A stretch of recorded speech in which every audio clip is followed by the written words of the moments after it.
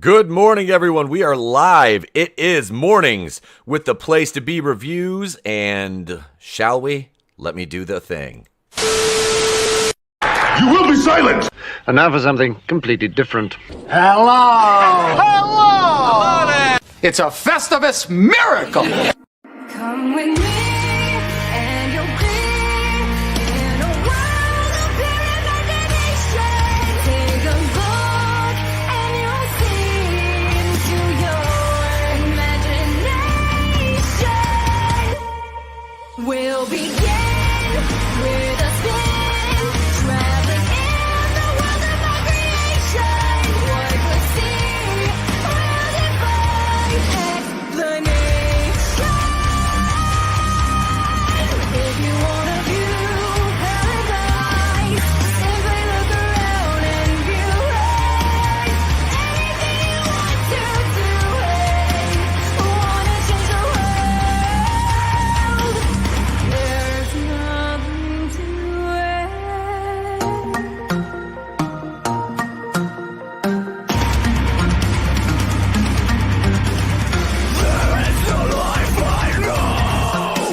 Watch out for the medallions. My diamonds are reckless. It feels like a midget is hanging from my necklace. Pepperidge Farm remembers. Yeah, that works. All right. All right, moving on. Hey, what about Tulip?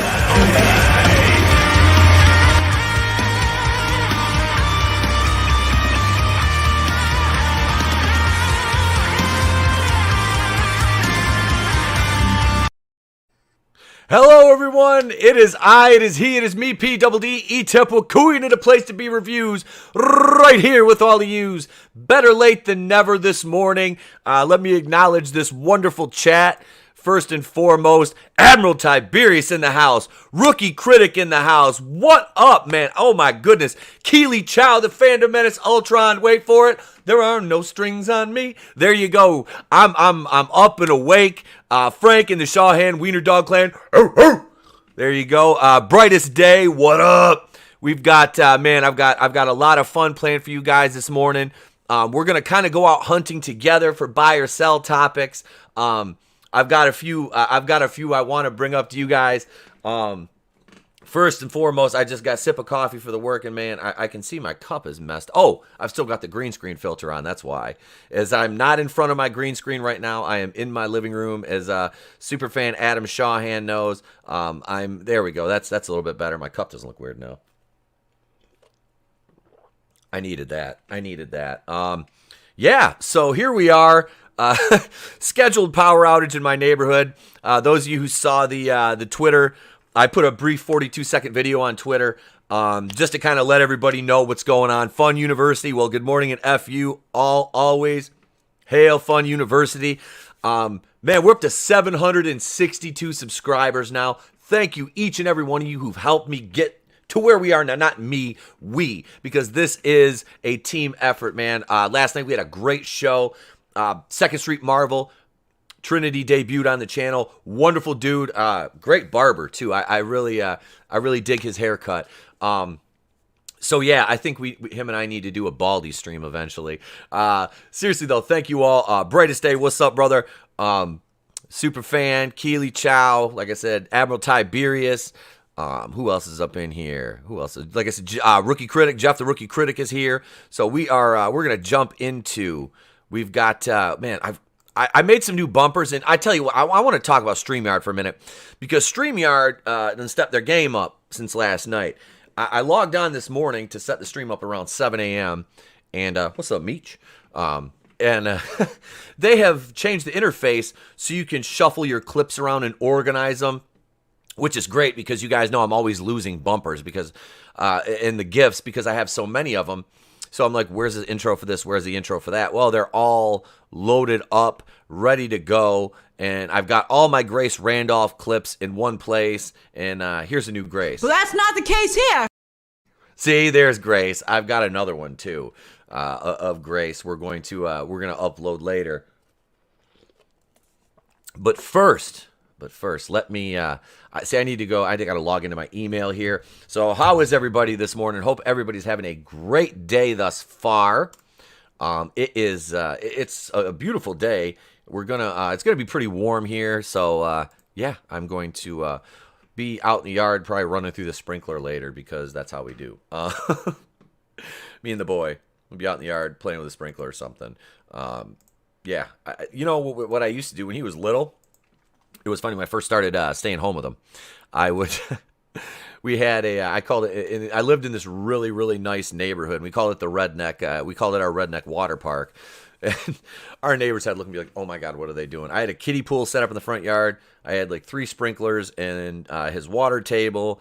And yeah, it was fun, man. We used to literally just sit out there, sit out there for like the entire day. This is before YouTube. Hey, how about you get down off there? Hang on a second. I'll show you exactly what I'm talking about here because I have my setup in the living room, and yeah, I caught you because you're trying to escape without saying hi to everybody. Yeah, fat boy came by and jumped up on my camera and wanted to be part of the show. But here we are, screenrant.com. Hang on, I want to acknowledge this comment. Horny Alice is feeling good this morning now that you are on. Well, thank you. Laura44 is here. Good afternoon. Good afternoon, Laura44. Thank you for joining us. I need to shoot Vassie a link. I can't remember. That's the thing is I could not remember with her schedule if she was going to be able to join me today or not. So I'm just going to shoot Vassie a link because, you know why? Because her voice is much more pleasant than mine. So we are going to shoot Vassie Reviews a link here. And if she is available, she's more than welcome to come on. And if she is busy, well, that's cool too. But yeah, we can toss her one there. I know Coach Loudy is probably busy this morning, but I'm going to work on that for tomorrow. Getting Coach Loudy back on tomorrow. First time as a married man, he'll be coming on the show, and we'll see if we can get Coach on tomorrow. If he's not working, I believe they started football practice though, so he might be tied up. But we'll see. And if he's tied up, hopefully he's tied up and having fun and not tied up and being held hostage. But here we are, like I said, Screen Rant, Black Widow, the simple solution to Yelena and Hawkeye's conflict. Now, this was an interesting dichotomy in the Black Widow film because at the end of it, obviously the post-credit scene, you got Madam Hydra, Elaine. I can't think. It's just I'm waiting for her to break out the Elaine dance at the end of the not Hawkeye. At the end of Black Widow, I was like waiting for her to just walk up doing the Elaine dance while Yelena was in the cemetery. I think that would have been funny if she did it in either that or Falcon and the Winter Soldier. That would have been so much better than the ending of Falcon and the Winter Soldier because I didn't need to be told, you need to do better. I didn't need to be told that. I didn't. I could have done without that because I think I do just fine. But Screen Rant, on the other hand, does not. Black Widow set up a conflict between Yelena and Hawkeye about the death of Natasha in Endgame. Luckily, there's a simple solution to their issue. Yeah, it'll probably be she's gonna attack him. Okay, this just based on the trajectory of the MCU and what happens in the fight sequences when men and women are involved, this is what's going to happen. Yelena's going to show up. She's going to beat the living snot out of Clint. Everything that he does, she'll counter twice as good, twice as fast, and she'll have him like almost where she's ready to kill him. And then he'll be like, I didn't kill Natasha. And she'll be like, yes, you did. He'll be like, I had to. She wanted to die. And that's exactly what'll happen. And you're gonna get, like I said, I wouldn't be surprised. I wouldn't be surprised if they killed him off. I really wouldn't, because they don't like these males that were that built the foundation. They don't like that. They want, it's got to be all Wyomings. And it's so funny. I was listening to that Star Wars girl talk about Masters of the Universe yesterday.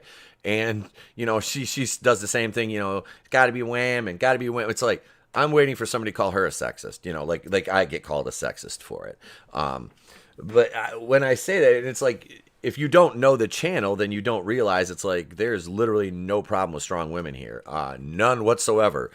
We encourage them, we support that, but we don't support weird intersectional feminists with side shave haircuts who only want to bitch and complain about everything that's not their problem, make themselves the center of a situation, Tila, and just throw away everything that's in the reality of the situation and just make it about yourself because you're a narcissistic cow. Horny Alf, let me go back up to your comment here, sir.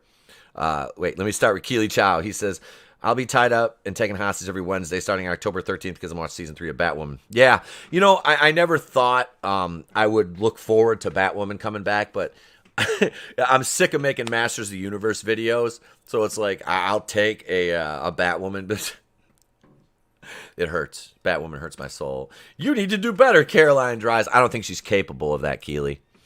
Horny Alf says she'll kill Hawkeye and Jay Bishop will be the next Hawkeye. I thought it was Kate. Is it Kate or Jay? Did they change her name? Did they give her a guy's name? Because they like to make the women men, so I don't know. It's good the DC animated universe will never turn into DC. I hope not. Horny Elf says, as Gary from Nerdrotic calls it, the MCU. It is the MCU. It really is. Yeah, I mean, even Loki. Like I said, I liked the last episode of Loki, but still, it's like Sylvie is like, what Loki was at the start of the Avengers, and now Loki's just this ineffectual, just beta male. It's hilarious. Millennial Me, morning y'all. Morning Fallon. Good morning, young lady. I hope you had a wonderful birthday and you enjoyed your birthday video. When we were doing that, I was like I gotta do something. I was like me and Trey are just gonna sing happy birthday to Fallon, and we had to add in the diarrhea is cool just because that's the icon. That's what we do here. Thanks to Nerium. Katie from Bonds the Drive, the creator of that, she drew the new avatar for me when she met her. She's like, I got to do something, so she drew this for me. And Fallon had made an avatar for me too. So we've got avatars, man. We got avatars on avatars. But here I'm gonna put my handsome face back up on camera, but I'm gonna shrink myself down. Food for thought. Masters of the Universe is not called He-Man in the Masters of the Universe. It's not. It is just Masters of the Universe Revelation. So that's part of the problem. They need to do better. Val's appearance in Black Widow set up a couple future narratives in the MCU. Firstly, it continues her trend of recruiting morally ambiguous characters that started in Falcon and the Winter Soldier when she reached out to John Walker. It's still uncertain how this will play out in the long run, but Contessa is functioning as Phase 4's darker version of Nick Fury. Secondly, the new mission to go after Clint directly leads to Yelena's Hawkeye appearance. Val manipulates her into going after the bow and arrow wielding Avenger by blaming her for the death of Nat. Okay, so right there, I want to talk about that for a moment. Hey, Tommy and the Guinea Pig Collective. Hail, greetings to you, sir. Millennial Me says, I did have a great birthday. I really appreciated the birthday video. You know what? That's one thing. I got to give a big shout out to the Fandom Collective here, because that is such a cool thing, man. Everybody gets, the birthday videos. It's a lot of fun to do that and to be part of that. You know what I mean? It just is. It's kind of our way, tipping the cap to each other, and because this is a hardworking group of people, and I'm part of it. All I do is some retweets, man. I don't run the account or anything. I just do I do a lot of retweeting. Anything that comes through my timeline, if I see it's tweeted by the Fandom Collective, I will retweet. Did I just give the white supremacist hand sign? That means okay, or if it's below the waist and you look, it means asshole, and you get punched. It's not a white supremacist hand sign. So weirdos out there who think that, you're idiots. Keely Chow, the narrative's fucked. Raging Rhino. Davion Dalvin. In 1980, horror movies were on the rise. By 1989, people were sick of them. In 2008, movies are on the rise. And you know what happens next. Absolutely. And we're going to talk about that in a few after this article, because I have a few, like I said, I've got a few articles. You guys, like I said, I'm going to get you the full 90 minutes this morning to make up for, the late start. We'll go from, whenever we started, around 10:30ish until noon. So, Yeah, I've got you covered. I've got you covered here. We got this covered, but I've got you covered. For your entertainment while you're working, driving, doing whatever you chilling at home, playing video games, cooking, I don't care. Chill, listen, and we'll have some discussion. Superfan says, morning, Tommy. Hell yeah, man. We got a good crew. Oh, Tina Bojan, good morning, miss. Good morning. Welcome, Tina. She showed up in the chat on the stream last night, so it's always good to see the ladies in the house. It's funny because, like I said, I was checking the analytics, and we had at one point we got up to a 5% female audience, which I was like, yay! And then all of a sudden I looked, and it went back to like 0.5, between 0.5 and 1% again. I'm like, was it something I said? Were they mad that I was bashing on Masters of the Universe Revelation? I don't know. I mean, we don't make fun of good female characters here. We don't just bash on women here. That's not what we do. We take down the woke culture garbage. We call it out. We put it on Front Street, and we have fun while we're doing it. That's the MO here at the channel.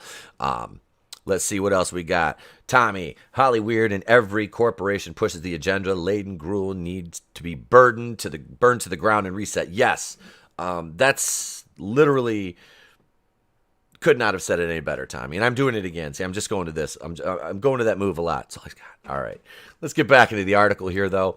While the Black Widow film doesn't give any indication of what Yelena's next move will be, chances are she will be extra motivated to take down Clint, since this new mission has just become personal for her.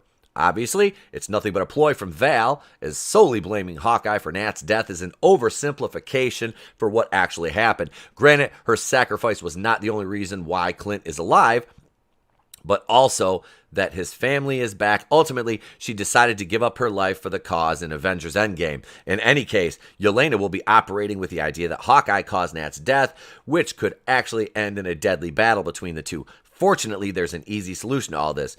All Clint has to do is recall the events of the Budapest incident to Yelena to establish he and Nat were genuine friends. Oh, Budapest. Budapest. That was anybody else that saw Black Widow in the chat? Was anybody else really disappointed in Budapest? And I've said this, I'm on record of saying this on live streams for a long time, that we didn't need to see what happened in Budapest. That was a mistake. In that case, the ambiguity was a positive. You know, it's like you don't want to see how the meal's prepared. You know what I mean? Millennial me. I want to highlight this. To take a phrase from the Loki TV show, current state of Hollywood needs to be pruned. Yes. I wish I hadn't deleted my Loki bumper. I would play that just for the hell of it. Yeah, I had to. I had to struggle to make it through the rest of that show. There was some positives, but for the most part, I'm just like, okay, we get it. Female Loki's the bestest ever. Sylvie's so much better than Loki. Loki's a chump. Loki's weak. Loki needs Sylvie. It's like, oh my God, just stop. I'm done. What was this? Is that the... Oh, hey. So current medal count in the Olympics. The U.S. has 91 medals, 29 gold, 35 silver, 27 bronze. China has 34 gold, 24 silver, 16 bronze. And that's really who we're competing against. Horny Elf, absolutely. They built it up so much just to end up being nothing big. That was it, too. When they did that in the movie, I was like, oh, my God. Like, I knew it. And to kind of go back to Black Widow just for a second before we get back in the article. The Red Room. If you've seen Black Widow, all right, look. Let me know in the chat, because the damn Red Room. You want to talk about being? I was disappointed in Budapest. The Red Room. I'm like, okay, so this is someplace in Russia, probably, right? Well, it's freaking Bespin. I'm like, why is the Red Room Bespin? In what universe does this make sense? It made absolutely no sense to me. because YouTube doesn't like the place to be reviews. They don't. Susan doesn't like me. We are more important. We are more important. See, everybody knows. But no, the red room was a joke. I was absolutely just confounded how they thought that was going to be a good idea. I'm squinting here, looking at my screen. I got to clean his glasses here. I can read. All right. Let's see here. All right. So yeah, that the red room being Bespin was it was a joke. It really was.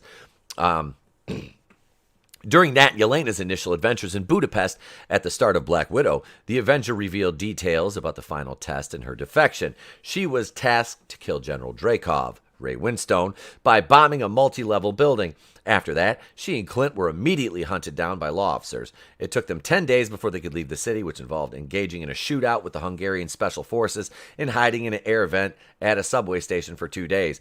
If Hawkeye corroborates all these details, Yelena will ultimately realize that he is her sister's ally. In addition to that, Clint can also recall how he essentially saved Nat's life first when he refused to take her down, instead recruiting her to become a member of S.H.I.E.L.D. Yeah, there's that. I don't know if they'll actually go into that. You know what I mean? Because that would whoops, I did not mean to do that. This is what I meant to do. I don't know if they will truly give Clint any shine. You know, it always, like, I can't help it, but it just makes me think that they will, you know, somehow find a way to make him look even more stupid.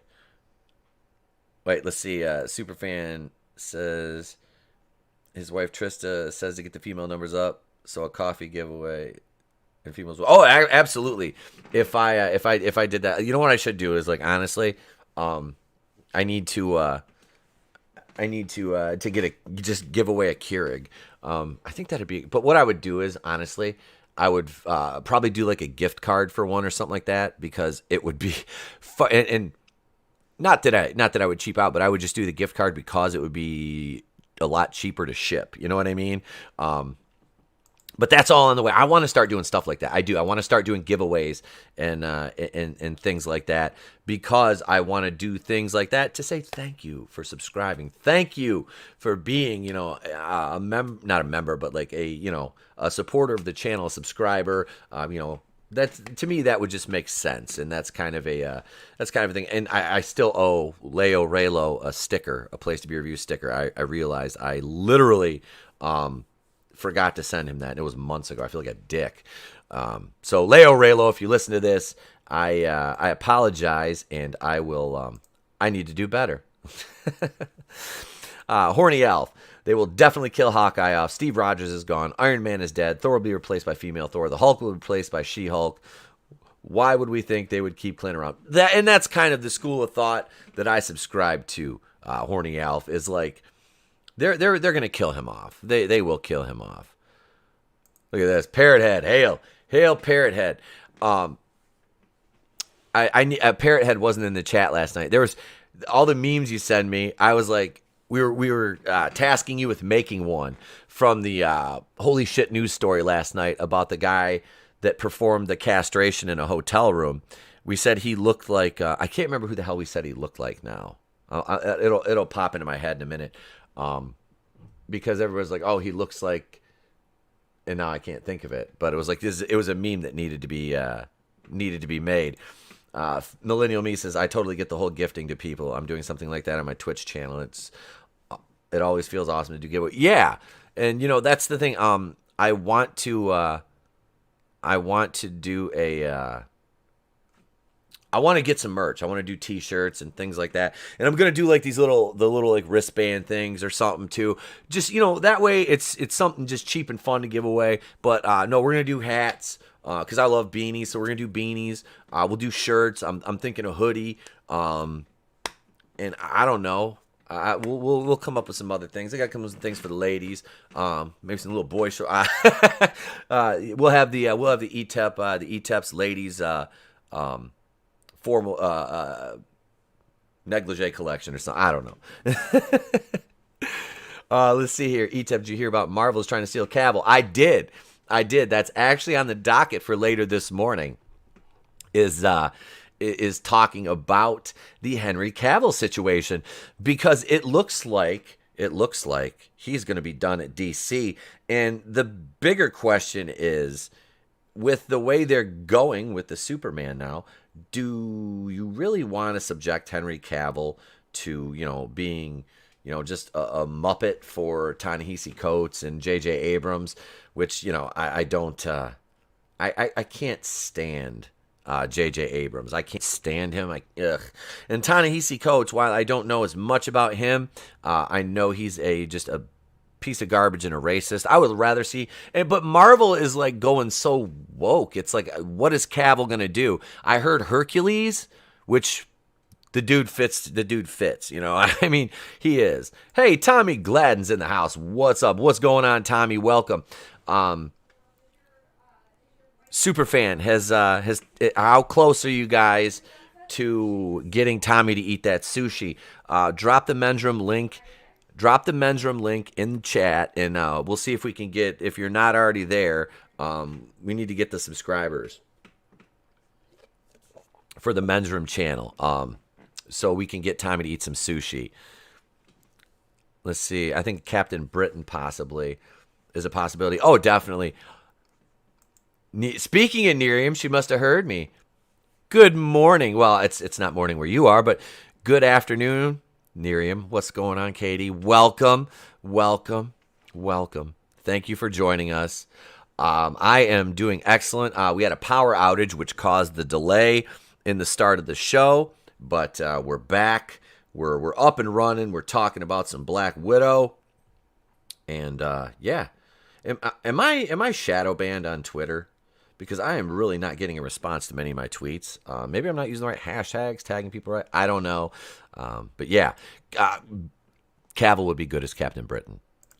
That's what Brightest Day says. I'd rather see him as Captain Britain. Let's see. Cavill as Captain Britain working with Steve Rogers would have been great. Missed opportunity. Well, you can't have those toxic white males working together. Because what about the women? What if the women? And that's the thing, is what really bothers me, that they pretend that Marvel has never represented females and all. It's like there's so many female MCU fans, and it's just funny to me that this is now it's a problem, And yeah, you've got this vast multiverse, and you can take advantage of that. And there's so many different things they can do, and yet they choose to do just ridiculous kind of garbage tier things. So I don't know. Like I said, they're taking all the fun out of the MCU at this point. You know what I mean? Look at what you've got coming up. She-Hulk. And that's going to be, I'm sorry, that show's not going to be good. It is not going to be good. We have a multiverse that's going to happen. Well, I that's the thing, is like the multiverse is good. But I don't know. I think, as long as they stay away from any more multiverse is one thing. Please stop the time travel. Lazy writing. I'm toxic for liking Buffy and not liking Captain Marvel. Chris Underwood, what's up? Hang on. We'll get it over here and get you too sweet this morning, bro. Welcome. He says, no better way to start a 2-week vacation than a morning stream from the Good Brother. Hell yeah, man. I hope you have a good vacation, Chris. I really do, bro. Millennial Me, right there with you, Keely Chow. Captain Marvel was boring as hell. Yeah, did I say Captain Marvel? I did. Captain Marvel. That movie was boring, though. It really was. And, was it a little bit woke? It was a little bit woke. It wasn't full blown, like, horrible. I mean, it had its feminist messaging and whatnot. But it could have been a lot worse. The marketing and Brie Larson made it as bad as it was. Let's get back into this article, though. It's safe to assume that ultimately Hawkeye and Yelena can be allies. I don't see that happening. They both love Nat, and they can bond over their shared grief over her death.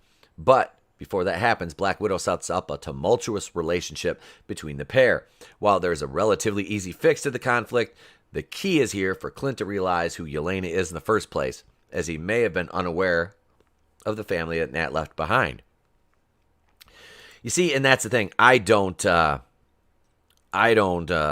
see them, keeping Clint around. It's not going to happen. What did Horny Al say? From now on, she will be forever known as Captain Marvel. That's it, Captain Marvel. Captain Marvel. We won't even pronounce it right. That's how much respect we have for her. The men's room link right there. Hey, if you're not subscribed to the men's room and you want to see somebody who's never eaten sushi eat sushi, subscribe. And Tommy Gladden has to eat sushi for the first time. 9 more to go. 9 more to go, and Tommy has to eat sushi. See, that's the thing is like I'll do that willingly, man. God, I love sushi. Absolutely delicious. Hey, Godzillionaire's in the house. What's up, Godzillionaire? Brie Larson would have made a better non-CGI group. Yeah, if they just had her play a plank of wood, I mean, it would have been much better. So that's it. Here we see the release dates. Now, I'm not sure if these are going to get pushed back or not. This is the thing. Because look at Venom, Venom 2, Let There Be Carnage, and they didn't give you a release date with that second trailer. So I think this. Well, and we all know the reasoning why. I mean, if you pay attention to the news, you see they're trying to scare us again. And I say this as somebody who is, all right, and now for the benefit of YouTube and my channel, I'm forced to make this disclaimer. I am not a doctor. I am not dispensing medical advice.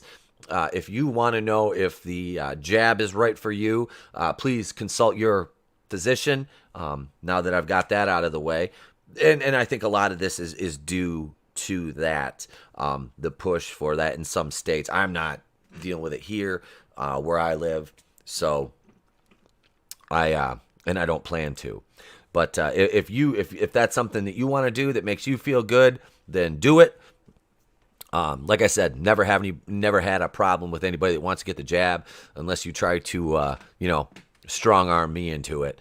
You know what I mean? That's the thing is like, remember folks, we can have different opinions and we can still get along. That's why I'm here. We don't want an echo chamber. We want debate, intelligent debate and discussion. And that's what my MO and my goal is for live streams, is to bring different opinions to the channel and perspectives and outlooks on things. Let's see. Millennial Me says, never had sushi myself. Oh, my goodness. You need to try it, girl. You need to try it. Go easy on the wasabi, though. Keely Chow. I don't mind spring rolls. Made some homemade. Sushi it is delicious, man. Sushi is delicious. Let's see. Have you seen how big Bree's feet are? They point out in Friday Night Tights you could play Bigfoot. Well, Nano Reaper made a comment about that, Horny Alf. It was last week. We played that workout video where she was doing those horrible Bulgarian squats, which I do when I train legs. And that is a difficult motion to do. It takes a lot of balance, a lot of core strength. Although my core is a little bit weaker right now than it's been because reasons and laziness. Yeah, they showed her doing that. Her form was horrible. She was using too much weight. She was leaning forward. I was pissed at her trainer. And I say this as somebody who has spent a lot of time in the gym and has been corrected on his form. That could cause, and one thing I don't want to see, and I might dislike Brie Larson, but I do not want to see her get injured. I don't want to see anybody get hurt like that from performing an exercise wrong. And the way she was leaning over, she could have either fallen forward or tweaked her back really bad. So I was like, my God, what is her trainer doing? Like, or did he try to correct her? And she just told him basically STFU. You know what I mean? So it was kind of one of those situations where I was like, Brie, I know you like to be in control and you like to tell people what to do and act like you know what to do, but that's not the case here. So she needed to just listen and hush her face because her form was horrible. And yeah, her feet are like, okay, so I wear like a size 13. Those bitches look like they're like at least a 10 or 11 in men's. I'm just like, Nana Reaper says, well, if something happened to her feet, then she couldn't sleep upside down on her hanging branch. Yeah, and I'm not, like I said, I made this joke. I'm not Quentin Tarantino, but I can appreciate it if a woman has pretty feet because that means she takes care of herself. That's the way, you know what I mean? You look at that. You take care of the toes, take care of the feet, she takes care of herself. So it's like Breeze is like, whew, like that is just, yeah. They look about like I expected them to. Let me put it to you that way. Yeah, those are claws, parrot head. Davion Dalvin says, my problems with the current MCU, 1, Spider-Man is Iron Boy. Agreed. 2, most of the new characters are going to have bland personalities. Agreed. 3, how do you outdo Thanos? Ah, man. All right, so the Iron Boy thing, absolutely. I feel you. I do. I understand. And that is my biggest gripe with Spider-Man right now is that in the MCU, he's Iron Boy. He's little Iron Boy.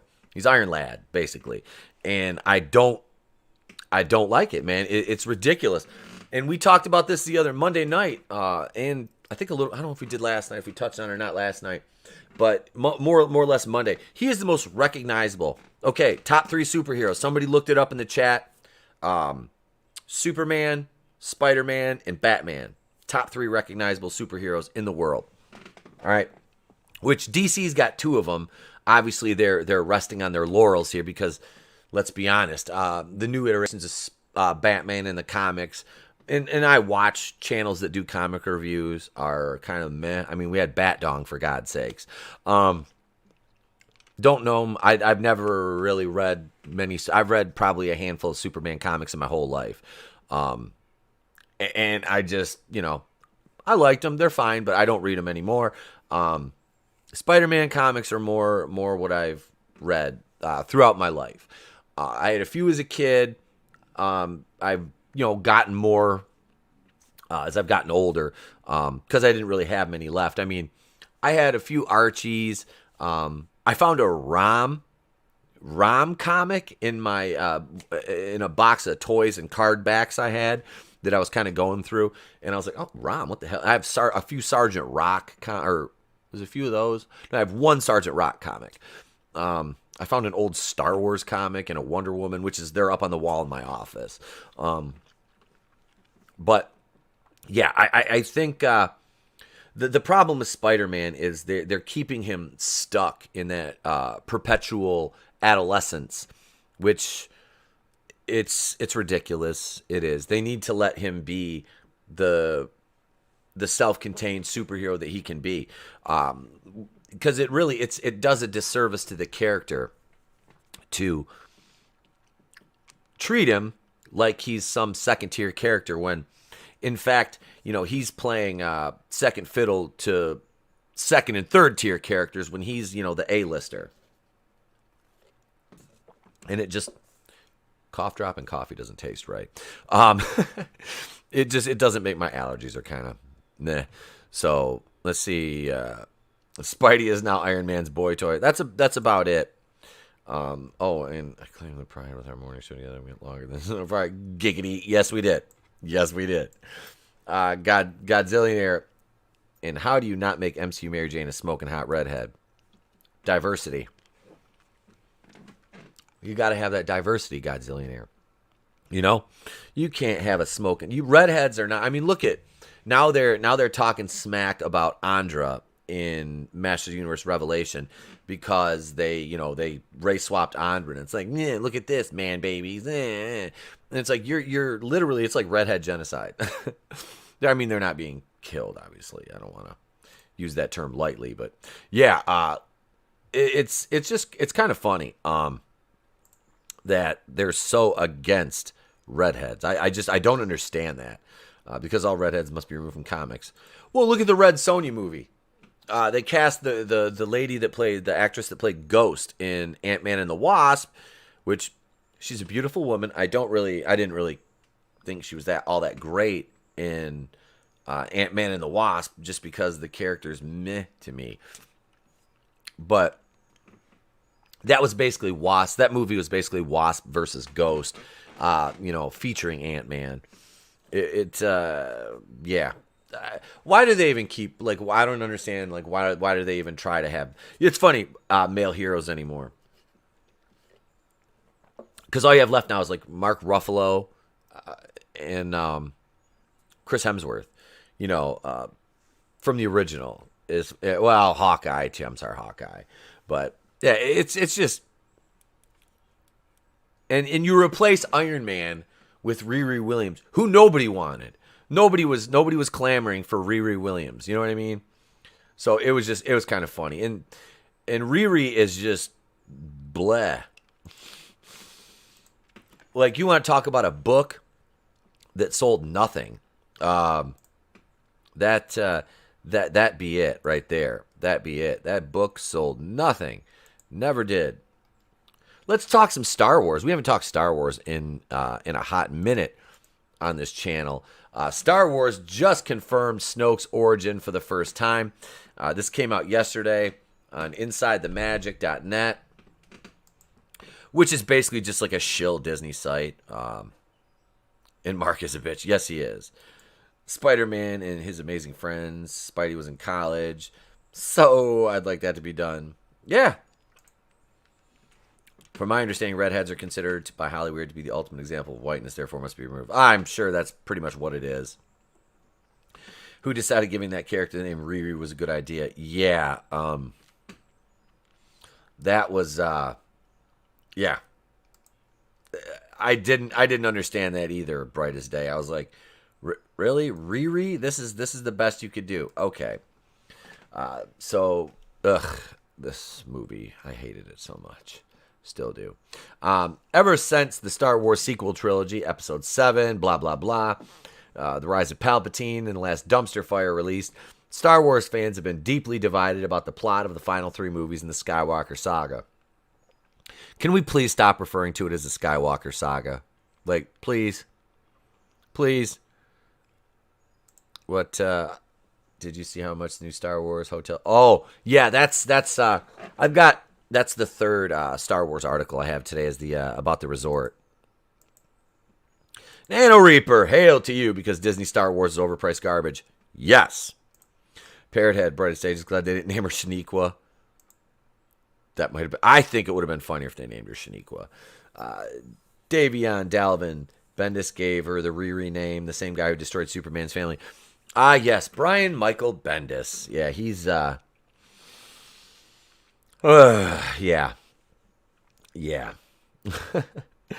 Oh, let's see here. Even the director, J.J. Abrams, who oversaw The Farce Awakens and The Rise of Palpatine after Colin Trevorrow left the project, he didn't leave, he was fired. I thought he was fired. Has admitted the sequels would have benefited from a better storytelling plan. You think? Many fans were unhappy not only about how the Jedi Knight Luke Skywalker and Han Solo met their demises, but with the story arcs set forth for the sequel's heroes, Rey, Poe, and ex-Stormtrooper Finn. Yeah, Luke Skywalker shouldn't have been a pissed-off old hermit. They made Han Solo into a deadbeat dad. Rey was the bestest ever.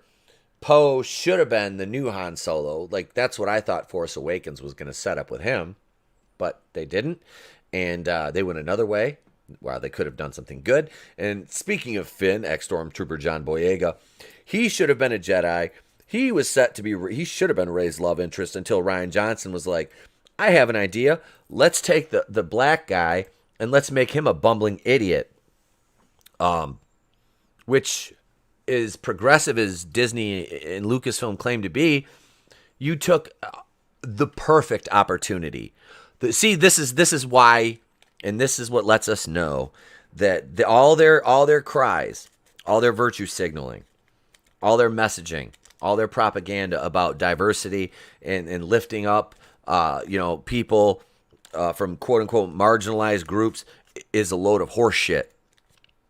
It is a absolute load of horse shit.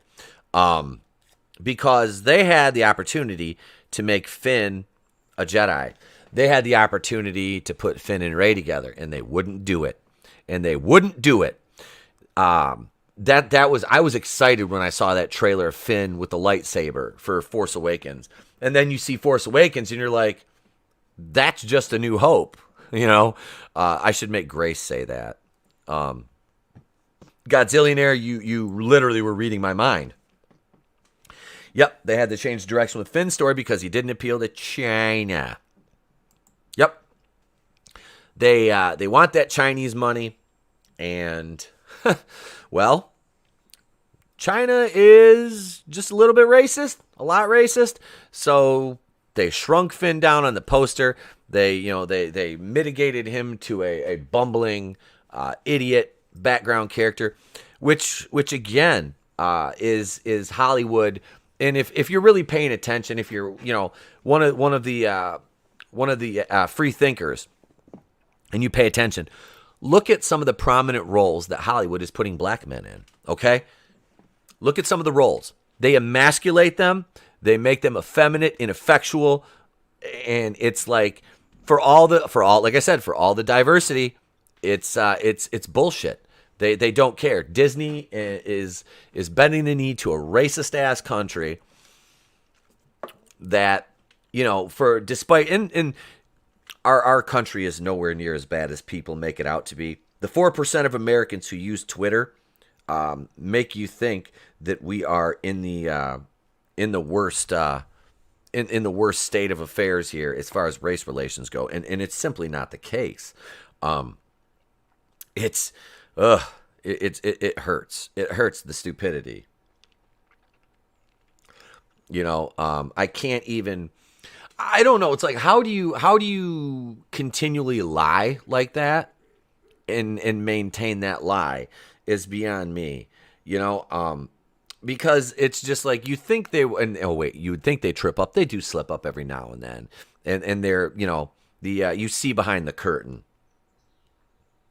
and that is the funny thing about it is you do see behind the curtain.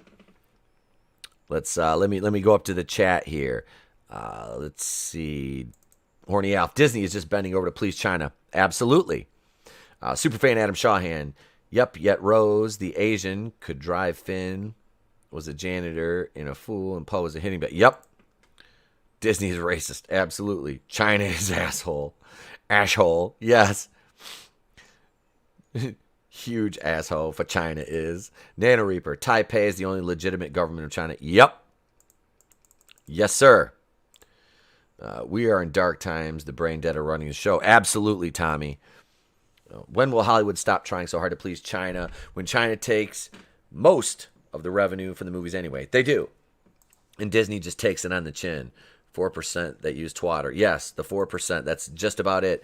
The Joker movie has proven that as long as the story and characters are entertaining, you don't need China. Right?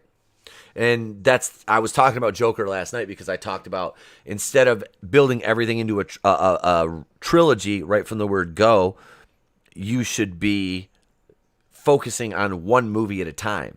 We're going to make this movie. We're going to make this standalone movie, which they did with Joker. $56 million budget and made $1 billion, Nano Reapers, because the Twitter dwellers never leave their mom's basement. No, they do not. No, they do not. Right? If the jab and mask worked, then we'd be getting screwed like we are now. That's right. It is. Wait, Joker was depressing as hell, but it was a great movie. Yeah. I sat there opening night and watched it in the theater right down the road from my house. Me and the wife went to see it. Not going to lie. Every white teenager that walked in, I was a little scared. I'm just kidding. No, it was a great movie. I enjoyed it. But yeah, very, very depressing, dystopian, gloomy movie. But excellent. Boyega in particular has been vocal about his dissatisfaction with the Star Wars franchise, even sitting down with Lucasfilm president Kathleen Kennedy for an honest conversation about his experience. One of the biggest problems overarching in the divisive films is the sheer existence of Supreme Leader Snoke, which that was a waste of Andy Serkis, because Andy Serkis such an amazing talent. And yeah, I mean, from Caesar in, the new Apes trilogy to Gollum, to Claw, and so on and so forth.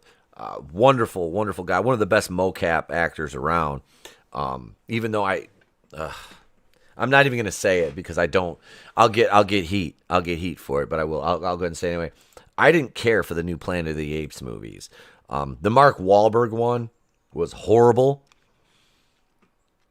I just didn't care for the new ones. I went to see the first one in the theater, and after that, I was like, okay, I'm just done.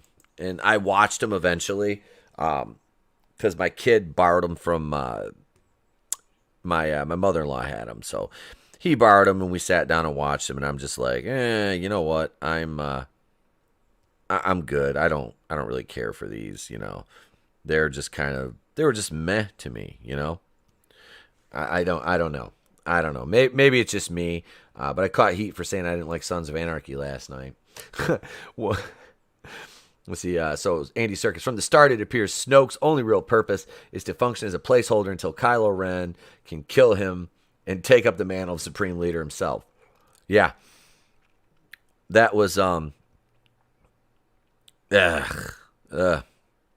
such a horrible piece of writing. This article said nothing.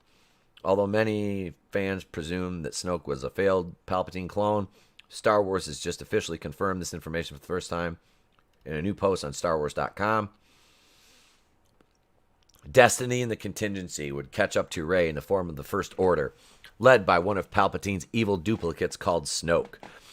Although Snoke was unsuccessful in bringing Rey to Palpatine and was unexpectedly killed by his protege Kylo Ren, Palpatine continued to pull all the strings in order to reel his granddaughter Rey, whose father was also a failed Palpatine clone, so he could finally achieve ultimate power. Palpatine was I love the fact that Palpatine was basically a ventriloquist dummy in the sequel trilogy, or in the Rise of Palpatine. Never before has Snoke actually been referred to as an evil duplicate of Palpatine, and it isn't going unnoticed by the fan community. A Reddit post by a user named Numeral Joker already has dozens of comments. It reads simply, "Did the official Star Wars blog just confirm Snoke was a Palpatine clone?" Ugh. Hollywood squanders so many great actors. Oh, they absolutely do. Horny Alf. They waste actors on just bullshit roles. Joker was not woke. It pointed out how they don't care if you get your meds, which has happened to me, and I die without my insulin. So I guess, what am I still here? So guess what? I'm still here. Nana Reaper. I only watched the ones with Heston. Planet of the Apes. Yeah, those are still the best. It was so funny, too, because they hyped up that Tim Burton one so much. They hyped that so much. And I was so disappointed in the theater. And they had Estella Warren was in it. And for those who might be younger and not know who Estella Warren is, she was a smoking hot model back in the day for about 5 minutes. She was in like Maxim and Stuff and all that. You remember those magazines? Yeah, that was before the internet took over. And, she was a cover girl in those. Beautiful woman, but they put her in this movie, and I don't think she had one line in the entire movie. She was one of the humans that was like captive by the apes, so I don't think she was supposed to be able to talk, but it played into the fact that she couldn't really act either, because that's why they didn't give her any lines, was because they knew that she could not act. So it was probably for the best that they controlled her dialogue, and were like, no, you know what? You're not going to talk. We're just going to make you not talk. It'll be better for everyone involved if you don't have any dialogue during this movie. Parrot Head said my right hand remembers. Let's see, Godzillionaire. Sad when dozens of comments is considered buzz for Star Wars news these days. Right? It is. I miss good Star Wars. I really do. JM 2021. What's up, brother? Hail, man. Hail. It's been a minute since you've been around. Welcome. Hope all is well. It says, hey, Tep, you think Suicide Squad is going to make huge box office hits, surpassing Black Widow's horrible failure at the box office flop? That opens tomorrow, isn't it? That opens tomorrow, limited, and then Friday it's wide release. So I don't know. Didn't they release another trailer or something? I don't know. But it looks like a movie.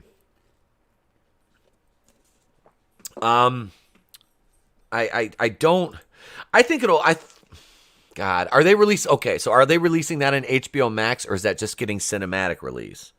That's what I want to know, chat. Let me know. Because I hated the first one. I hated it. Like I said, I've told you guys this. I just finished watching it like probably 3 or 4 months ago. I sat down and watched it, and I started watching it when it came out in 2016. And then I just kind of was like, meh. I quit like about 45 minutes in, and then I watched the rest of it, a couple months ago because my wife recorded it because, it's a DC movie. She thought my kid might like it. And he kind of did. I was like, ugh. Like, I like the Diablo character. Okay, I could watch more of him because his character was cool. I liked his story arc, but the rest of it was just bleh. It was just bleh. Let's see. Ryan Cannell released a movie this morning, and he said it was fun. He usually hates everything. Yeah, I haven't watched any reviews of it yet because I know they're out there, but I haven't watched any yet. I'm kind of like I said, I don't plan on going to see it. I got plans this weekend, so I'm not going to the movies. I kind of wanted to go see Jungle Cruise last week. I know it's Disney, I know, but my kid wants to see it. My wife wants to see it, so I'm not gonna tell him no unless it's new Star Wars, and I'm not watching. I refuse. I refuse to watch any new Star Wars, because it would be hypocritical of me to watch that after I've taken the stance I have, and I plan on keeping my word with that. I mean, for me to break that, it's going to have to be some Star Wars that, like, the most ardent, people that take stances like I do, for them to kind of be like, all right, I checked this out. It's actually good. It's going to take some of that. And right now, the way it is, Mandalorian Season 3 ain't going to do it for me. The Book of Boba Fett ain't going to do it for me. I could care less about the Bad Batch. I ignore that out of that. I'm not watching any of this. I'm not. I'm not. I've taken that stance, and I'm not going to do it. I just, I can't do it. DC, I'm not. I have no beef with DC other than they just, I don't know. They just can't seem to develop anything with continuity or make anything flow or work, get anything to work properly. And that is kind of what this next article is, but it's not about DC. No, it's about, it's another Star Wars article. All right, we're covering some Star Wars this morning, and it's a Screen Rant article, so you're gonna have to bear with me. Here we are, Screen Rant. Like I said, freaking pop-ups. I swear to God, Star Wars is rewriting original movie canon to make prequels better. Yeah, so that's a thing. That is a thing. And this is who they show. Emilia Clarke. Just fans of both George Lucas trilogies might appreciate the expansions of the Star Wars galaxy seen in recent comics that pay homage to the prequels. Yeah, so this is a problem for me because we spoke about this last night as far as the animation goes. I don't think animation should be canon. I don't think it should be canonical. It makes no sense to me. The only way, and we got on that topic because we were talking about Marvel's What If, and Marvel came out and they said that that's canon. Okay, because it's a multiverse situation, that gets a little more, plausible. But yeah, I don't like animation being canon. It's just, yeah, it doesn't make sense to me. I don't know. Maybe it's just me. Let me know what you think in the chat, though. JM2021 says, Jungle Cruise looks like a fun adventure. The Rock stardom is monumental. He brings entertainment industry. Like, no, I like The Rock. I do. And that's what I see, because my kid likes the new Jumanji movies, and you know, he's like he dug The Rock in him, so it's like I would go see that. The only problem was, I've heard, is everything was green screened in that. Nerdy Blur was talking about that last night. Everything was green screened. There's little to no practical effects in it, which really takes you out of a movie when you look for it. You know, because I'm old school. I like practical effects. I know the bigger set pieces. It's more cost effective, especially with the way the box office is now, to do a CG. But I mean, you cannot beat good old-fashioned practical effects. Tommy the Guinea Pig Collective. It amazes me how many people watch trash, yet I never see anyone during garbage days staring at trash cans between. You know, that's... I try to limit my garbage intake on the show, but it's just difficult. Like, honestly, like the He-Man show, I was like, I need to give this a chance, and I did, and now well, I mean, I look at it like this. As bad as the show is, the Masters of the Universe Revelation, at least it gave me some some video material. Are those Subway coupons? Yeah. You want to do that for lunch today? Yes. Don't mind me. I'm just talking to the wife. Parrothead says, at least Amelia doesn't have talons. Yeah, like I said, man, I have no problem with like a woman who takes care of her feet and they look good. Brie Larson's feet are terrifying. Like those, that is like nightmare fuel. Like I was at the zoo with my kid and, you know, looking at some of like the macaws and shit. I'm just saying. Nano Reaper says it was good. Too much CGI. Yeah. See, Nano knows what I'm talking about. He's in that same school of thought. It is. You'd like to see, especially in those adventure movies, man, do some practical effects. It pays the audience off so much better. You know,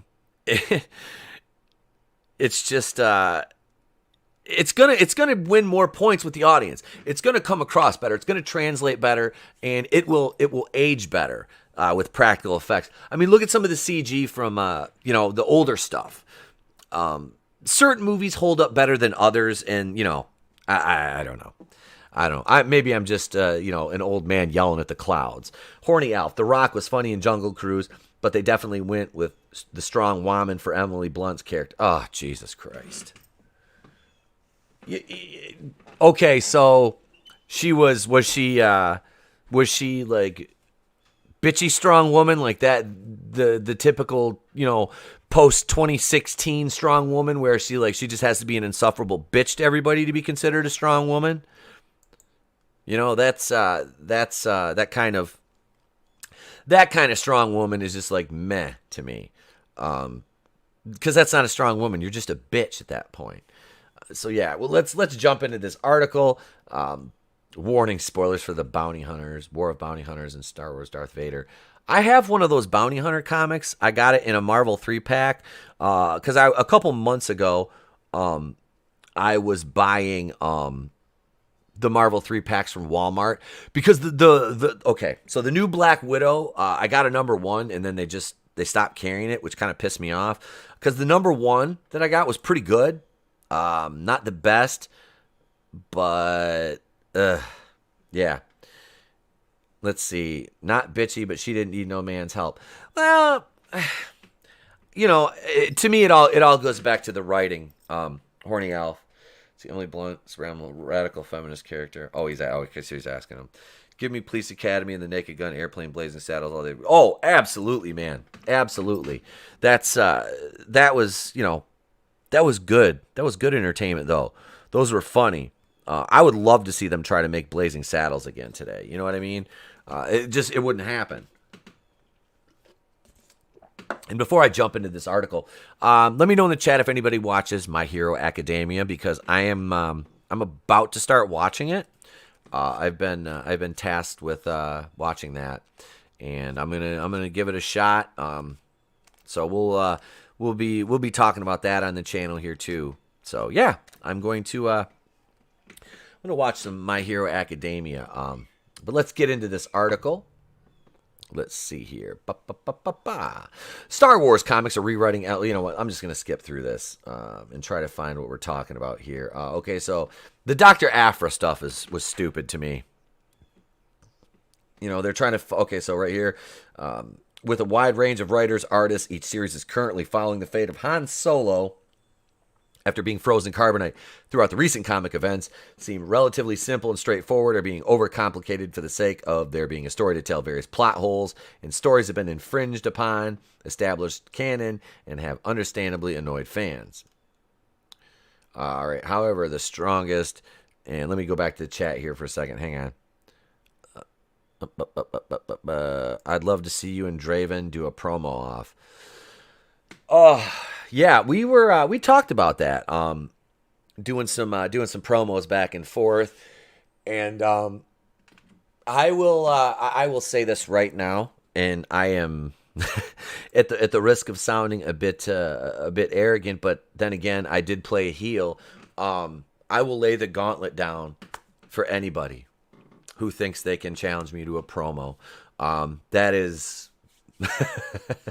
you know, I grew up in the Attitude Era, and more so than WWF, I was an ECW fan. So the Dudley Boys, Heatwave 98 promo is one of my favorite. And whenever I get out into the ring, I channel a lot of that. When I'm able to, you know, working bar shows was always easier to cut promos because I could get just brutal. Whereas the TV tapings we did, I really had to dial it back and make it PG. But that's my forte. I would love that. It would be fun to get, you know, just a bunch of. It's basically like a freestyle rap battle is what you're doing. You know what I mean? Without the rhythm, I don't need that. Let's see here. So, however, the strongest, most compelling aspect of the War of the Bounty Hunters is the way that it expands on prequel characters. Previously a silent and creepy-looking assistant to Emperor Palpatine, Sly Moore has been given a personality of her own. In Darth Vader 14, written by Greg Pak, art by Raphael Ienco, I don't know if I'm pronouncing that right, she is more fleshed out as a character than she's ever been. After failing to kill Darth Vader as Palpatine instructed, she returns to a subservient role, showing the extent of her loyalty to the Empire. Similarly, Kira has finally returned after being introduced in the spin-off prequel Solo, a Star Wars story. Yeah, because everybody was clamoring for that. Since then, she has taken over command of the crime syndicate Crimson Dawn and proven herself a formidable foe to the rebels. Oh, of course she has. Of course she has. You know, why wouldn't she? Because that was the one thing, and my wife even said this, because my wife is a big Han Solo fan. She's like, that's what I hated most about Solo. They made him look like an idiot in that movie. It was his movie, and they made him look like an idiot, you know? So here we are. Frequently in Star Wars Bounty Hunters, there have been scenes that come across like loving nods to the prequel era, whether there's a brief reference to the Gungan bombs or flashbacks to Revenge of the Sith or a direct connection to the Siege of Mandalore. Each title is spending more time on considering the prequel trilogy than the originals. Much like Dave Filoni's The Clone Wars, the event has been expanding on the films that belong to the second most ridiculed trilogy in the saga. I love how they do that just to try to defend the sequel trilogy. Because most people now have admitted the prequels are much better than they gave them credit for. And it's not just nostalgia, but after watching the sequel trilogy, and I'm sorry, but I always like the prequels. I will die on that hill that the Phantom Menace is so much better than people give it credit for. So much better. It truly is. You can't have most of what you have now without the events of the Phantom Menace. Attack of the Clones, the Camino scene. Really? Like that made the movie. Ewan McGregor and Count Dooku, you know, Christopher Lee, awesome, stole it. You know, even Tamura Morrison. You know, there was so much positive about that movie that I could overlook the cringy dialogue from Hayden and Natalie Portman. It's a much better movie than it gets credit for. It really is. But like I said, I think I'm in the minority there. But I like that movie. I really do. Horny Alf. The sequels were trash. The one thing most fans wanted to see was Luke, Leia, Han together on screen again, and they squandered the opportunity. Oh yeah, that's probably my biggest complaint, was that they literally squandered the opportunity to reunite the original trilogy crew. Your main core crew, and they had it right there, but just the reason that they didn't was they hate the fans. I mean, they do. They literally hate the fans, and it was just Sheer fucking hubris. and I've been waiting to use that gif for a while. They did. It was just a slap in the face, and it's a slap in the face to the fans. The paying customers are just getting shit on across the board, everywhere, and it's like, you if you call it out though, you're the problem. You're the problem. Not the fact that these idiots that control the IPs are just acting like asshats and, shitting on the fans every chance they get. But, you're the problem because you enjoy the kind of entertainment that you enjoy. By redeeming select elements and making them feel more organic in canon, War of the Bounty Hunters presents a strong case for why the prequels' world building is on par with the originals. I have always said that. One of the biggest positives to be gleaned from the prequels is the world building aspect of it. Because my God, were those sets, oh, yeah. Utapau, Kashyyyk especially. If they made a movie about Kashyyyk back during the prequel era, in the aughts, I would have freaking loved that. That scene in Revenge of the Sith with the battle of Kashyyyk was so freaking cool. And the other planet I really could have taken more development on was Coruscant. Why not develop that planet, that capital planet? Let us see more of Coruscant. It's the city takes up the planet. So it's like I want to see more of it. I really did, and I thought they should have. Done that. They really should have worked harder to develop those worlds. But Kashyyyk, you could have went into when the Wookiees were enslaved by the Empire, and it was all over oil too. Ironically, that's why the Empire wanted it. They needed the oil there on Kashyyyk. Vassie's still at work. Well, shout out to you, Miss Vassie. We'll try to get you on. We'll try to get you on as soon as you're available. Then, no, I don't know. I'll jump back in this article here. By redeeming select elements, make them feel organic. So world building, we went through that. More than anything else, the event that has incorporated the visual stylings intended to feel jarring in the galaxy as it was first represented, from various planet ambiances to tech, droids, ship designs, and species. The comics aren't just filling the gaps between The Empire Strikes Back and Return of the Jedi. They're referencing the aesthetic that George Lucas had envisioned for Star Wars. All the while probably telling a woke story, I'm sure, too. All right, that's it right there for that article. So, yeah, I don't know. I don't need the comics. I just don't. I don't know. Like I said, the one I read, the Bounty Hunter comic was good. It was okay. Wasn't the best, but I don't know. Here's something I want to talk about. I just found this. This is from today over on Bounding into Comics, and it's about fake eyes. And I know what you're thinking. It's Snake Eyes. But let me cue this up. I will be right back, ladies and gents. I need to step away for just a second. I'm going to play a bumper, and in case, I will play this. And you folks, just hold on tight. We'll be right back.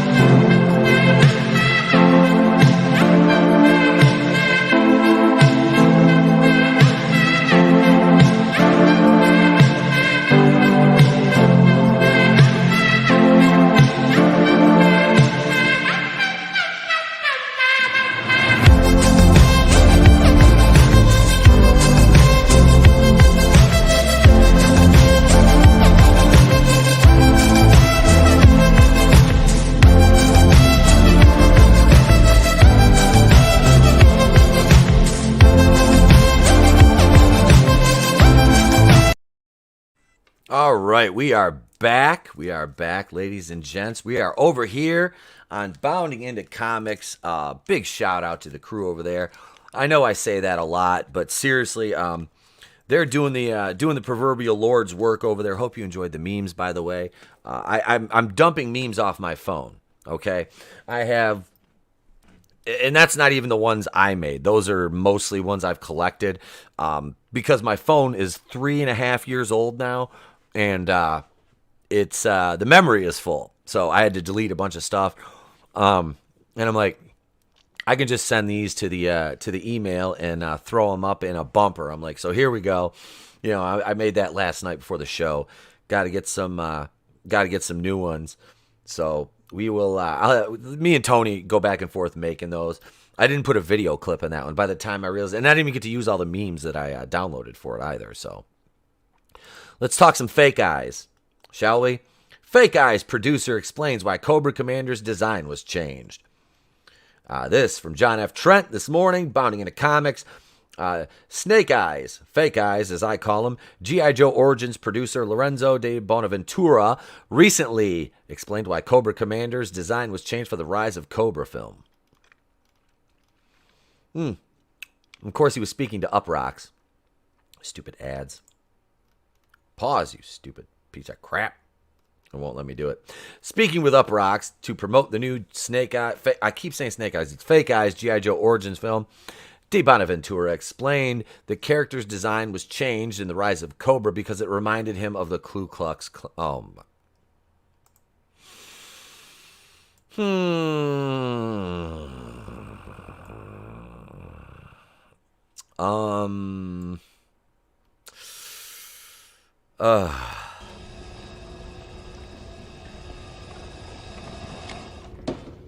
How about new? I mean, how pathetic and soft are you that you look at Cobra Commander and that's what you see? Like, that's what you see. I just, oh my God, why? Do I need to play the preacher gif, the why gif? You know, that is soft. Like, that is Cottonelle soft. De Bonaventura was asked by Uproxx's Mike Ryan. I used to work for a guy named Mike Ryan. He used to talk like this. I'm Mike Ryan. When do I get my Cobra Commander origin story movie? He responded, it's so funny. You know what? I have this funny reaction about Cobra Commander, which is kind of he looks like he's from the KKK. That's kind of funny. It doesn't make any sense because Cobra Commander, there's nothing about him that looks like he's in the KKK. The dude wears blue. The KKK hats are pointy. Okay, I need some context. This is bothering me. Oh, so Mindbender. Okay, so that's Dr. Mindbender and the Vipers.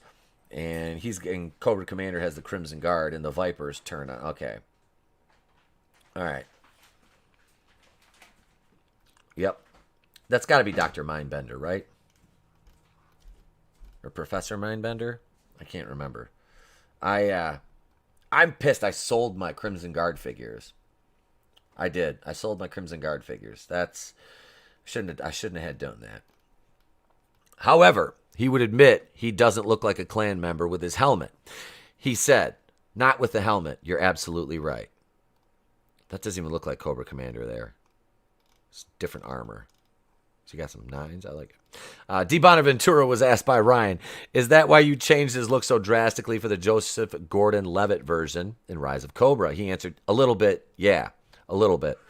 I probably was the first person who went, are you guys sure? Doesn't he look a little like from the KKK? And everybody's looking at me like, how dare you say that?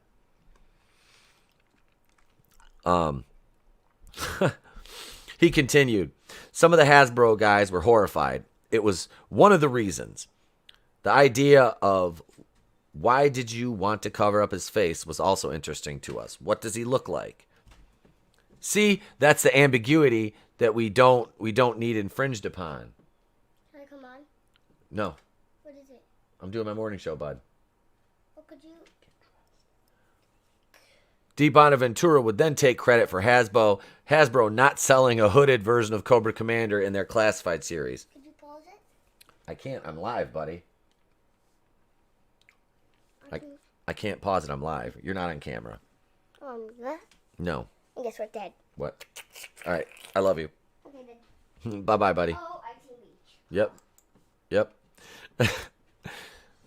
He said, yeah, I think that might have affected that because I'm like, guys, it's pretty obvious to me. They kept saying, you have to put it in. You have to put it in. I'm like, I will not put it in, whatever the vibe of that is. That's so stupid. That's ridiculous. That is ridiculous. De Bonaventura's comments about Cobra Commander came just a couple days after Super 7 founder Brian Flint asserted that Hasbro has a no hoods allowed policy when it comes to the design and manufacture of Cobra Commander. In a response to a fan asking about a hooded version for Hasbro and Super 7's G.I. Joe Ultimates line on Instagram, Flynn declared, no hoods allowed at this time. Oof. Snake Eyes G.I. Joe Origins bombed at the box office. In its opening weekend, the film only grossed $13 million at the domestic. Its second weekend only brought in $4 million. According to the numbers, the film has only earned $23.9 million at the domestic box office. It's only earned $2.8 at the international for a global take of $26.8 million. Wow. Yep, bring it here. Parrot Head said it right. Kittus interruptus. There you go. No, thank you for letting me eat the whole bag. If you eat the whole bag, we're going to fight with sticks. I'm gonna eat the whole bag. Trey! Let's see. I want to go back to the chat. Parrot Head a while ago said that's softer than kibbles and bits. Superfan Adam Shawhead said sounds about right. The Ku Klux Klan, really? Said JM 2021. Tommy and the Guinea Pig Collective, I knew they were Klansmen all along. Some bitch. If they watched the old G.I. Joe movie, they would know why I covered his face. Yes, because he's a freaking snake. Kittus interruptus. I love that. We should be thanking them for saving us. Sounds like his soldiers without hoods, right? Hey, Curtis YZ says, how long are the days here? Trey. Yep, he was in the house, man. How could we have been so blind? I don't know. They got over on us, man. They got over on us. Let's just leave it right there in that picture of Samara Weaving.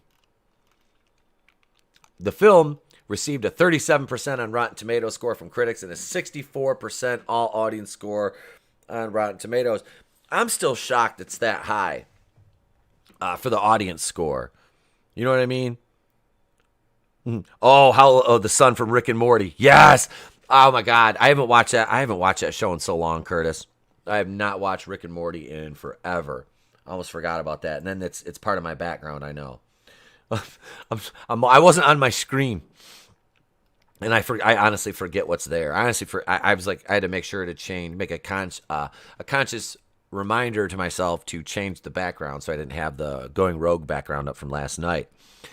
It didn't fare any better on IMDb. In fact, user rating on IMDb sits at a weighted average of 5.7 out of 10 stars from 4,900 users. That seems about right. It's just probably one of those middle of the road action movies. Doesn't really seem like a G.I. Joe movie, but if you took the G.I. Joe name off of it, it'd probably be just like a generic action flick is how I take it.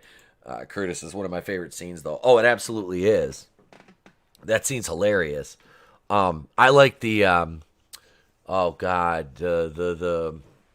it's the one where they have the parasites in the house, and they're trying to figure out who's real and who's fake. That was one of my favorite episodes right there. I always thought that was funny. But let's see. So yeah, Snake Eyes. Has anybody in the chat actually went and seen Snake Eyes, or have you sailed the high seas and watched it? Let's see. Normies don't care or know about Snake Eyes' background, so they bump up the positive scores. True, Tommy. And I always neglect to mention it, and that is so true. because they're just going to see the movie. They're not, they don't know any of the lore. I didn't collect the comics or anything, but being an action figure guy, you look into things. You know who Snake Eyes is. And that was the thing. It's like everybody's like, oh, he's a ninja. It's like, yeah, but he's a white dude. Well, it's. And then now, like I said, Snake Eyes can't. He doesn't need his mask. It's like the Marvel characters. Oh well, they've all got helmets or masks. Well, they can't wear that because we need to see their faces because we're paying them, $15 million. So, God, everything's corn. Get in the ship and go. It's all corn. The tiny planet too. That was great. Nope, it's so bad the sea be empty of good copy of it. Oof. It's bad when nobody even wants to bootleg a movie. It's just and upload it on the high seas. It is. It's hilarious. I don't. Like I said, I figured there would have been at least one flying around out there somewhere, but apparently not. Nobody wants that. Let's see here. Okay. I got one here that will kind of go out on this note today. Cuz we talked about what if last night on the show, and yar. Oh, okay. Nope. It's so bad the sea be empty or good copy of it. There we go. I'll read it in the pirate accent for you, Nano Reaper. So this is kind of funny. Marvel's What If episodes could expand into live action movie spin-offs. Like we didn't know this is what they were going to do. Although I will say if it's live action spin-offs they're going with, they're going to have a really big problem casting Chadwick Boseman or T'Challa as Star-Lord in the live action version. Guaranteed. Okay, here it is right here. And let me say this. Okay, so this is what if. We're talking about what if. So what if they originally said it's just going to be an animated series, no live action. They got Black Panther 2 coming out, right? They're like, what if? What if we recast Black Panther in another universe? Now, T'Challa, they're doing a Star-Lord version with him, all right? So what if they recast, they have another character, they just pull somebody. I don't know who they're going to use. But multiverse Black Panther, multiverse T'Challa or whatever. And it shows up and it's another actor, And they slowly work out to restore the balance of power in Wakanda. This multiverse T'Challa has to come in and take over, and then his world, something will happen to his world, and then he'll end up as the Black Panther in the mainline MCU. Or, I don't know. Do they consider the MCU the 616 universe? I don't know. Whatever. But that's what my hypothesis is with them pushing this into live action, because they're like, oh shit, yeah, we can pull a new Black Panther out of this.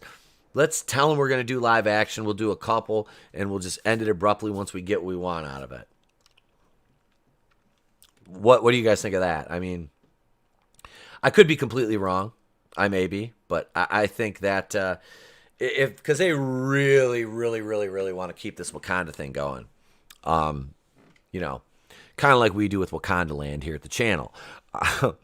But they, in all seriousness, they do, and they need a Black Panther to do that.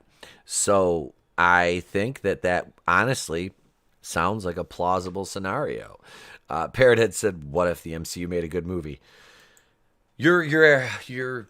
That's a good question, because they haven't made one since what? Ant-Man and the Wasp? I mean, everything that came out after Ant-Man and the Wasp, you've got Captain Marvel, Endgame, Spider-Man Far From Home, and Black Widow, right? Right? That's it. I think. I mean, and of course the shows, but I mean, we're talking cinematically here. So, I mean, yeah, it's been a while, like, since they've released. I mean, the best one that they've released recently was 2018, and that was Infinity War.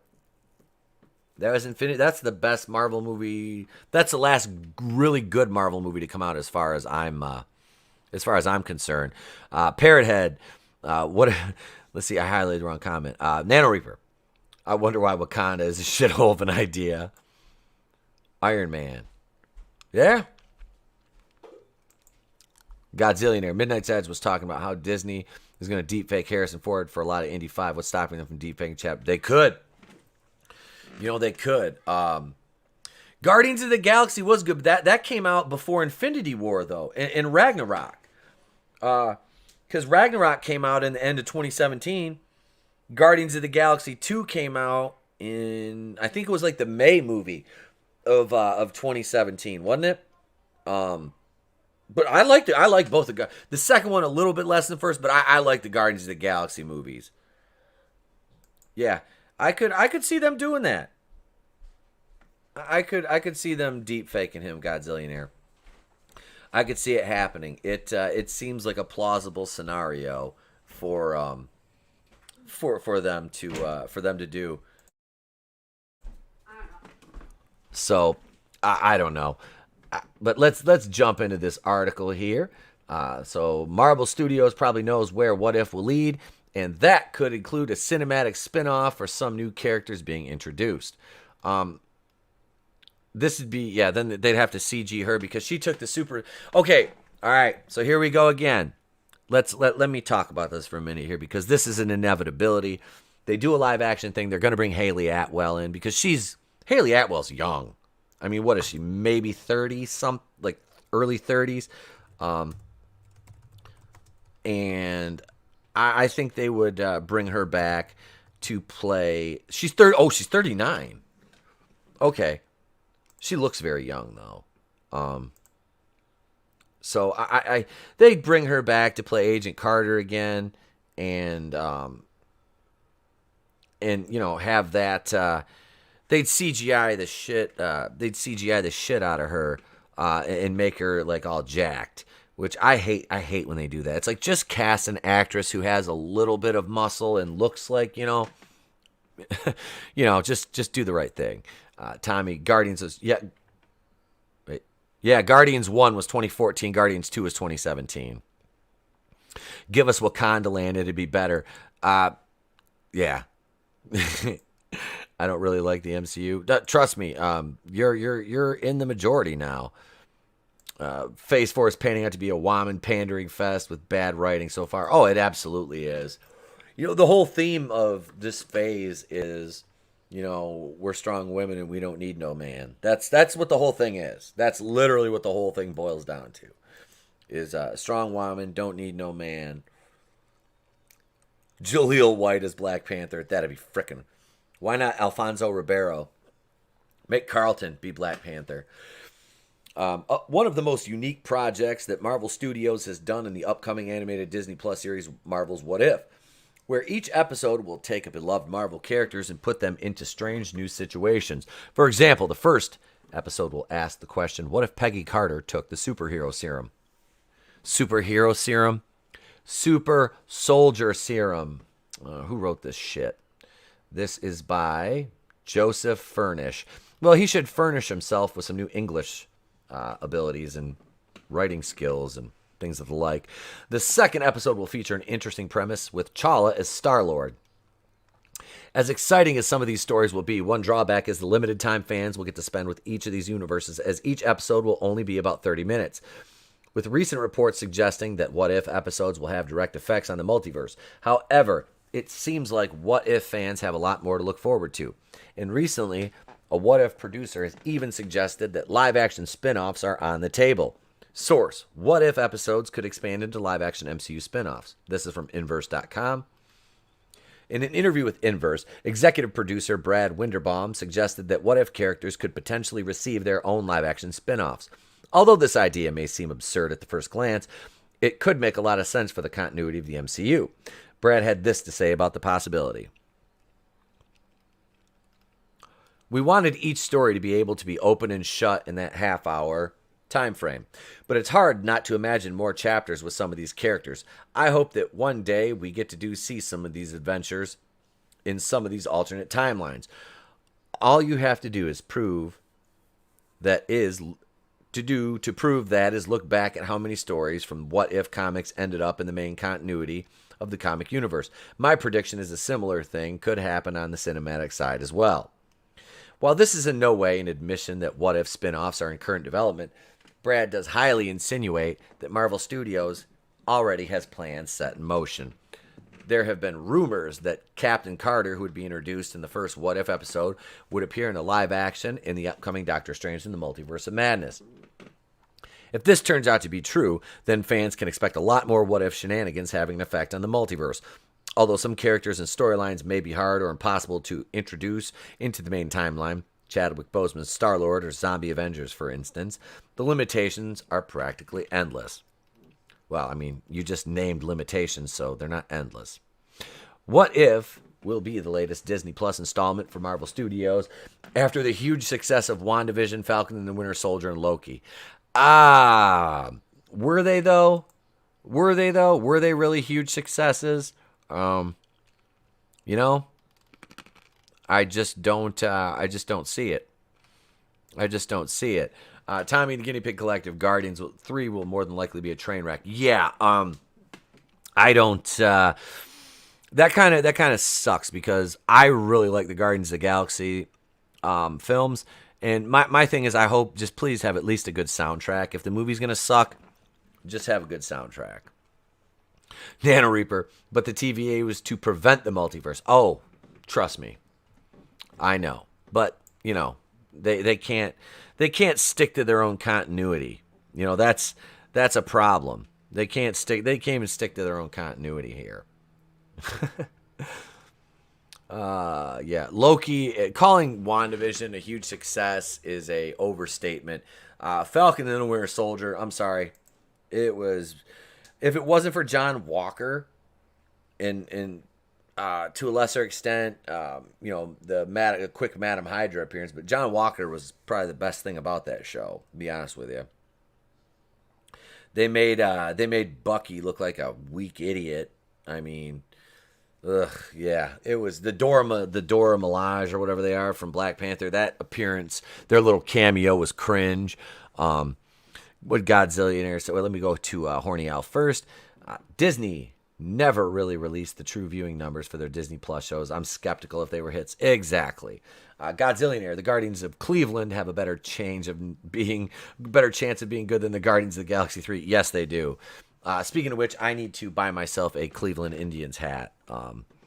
That is, because when they changed the Redskins name, I went out and bought 3 of those. So I'm gonna pick myself up a couple of Cleveland Indians hats.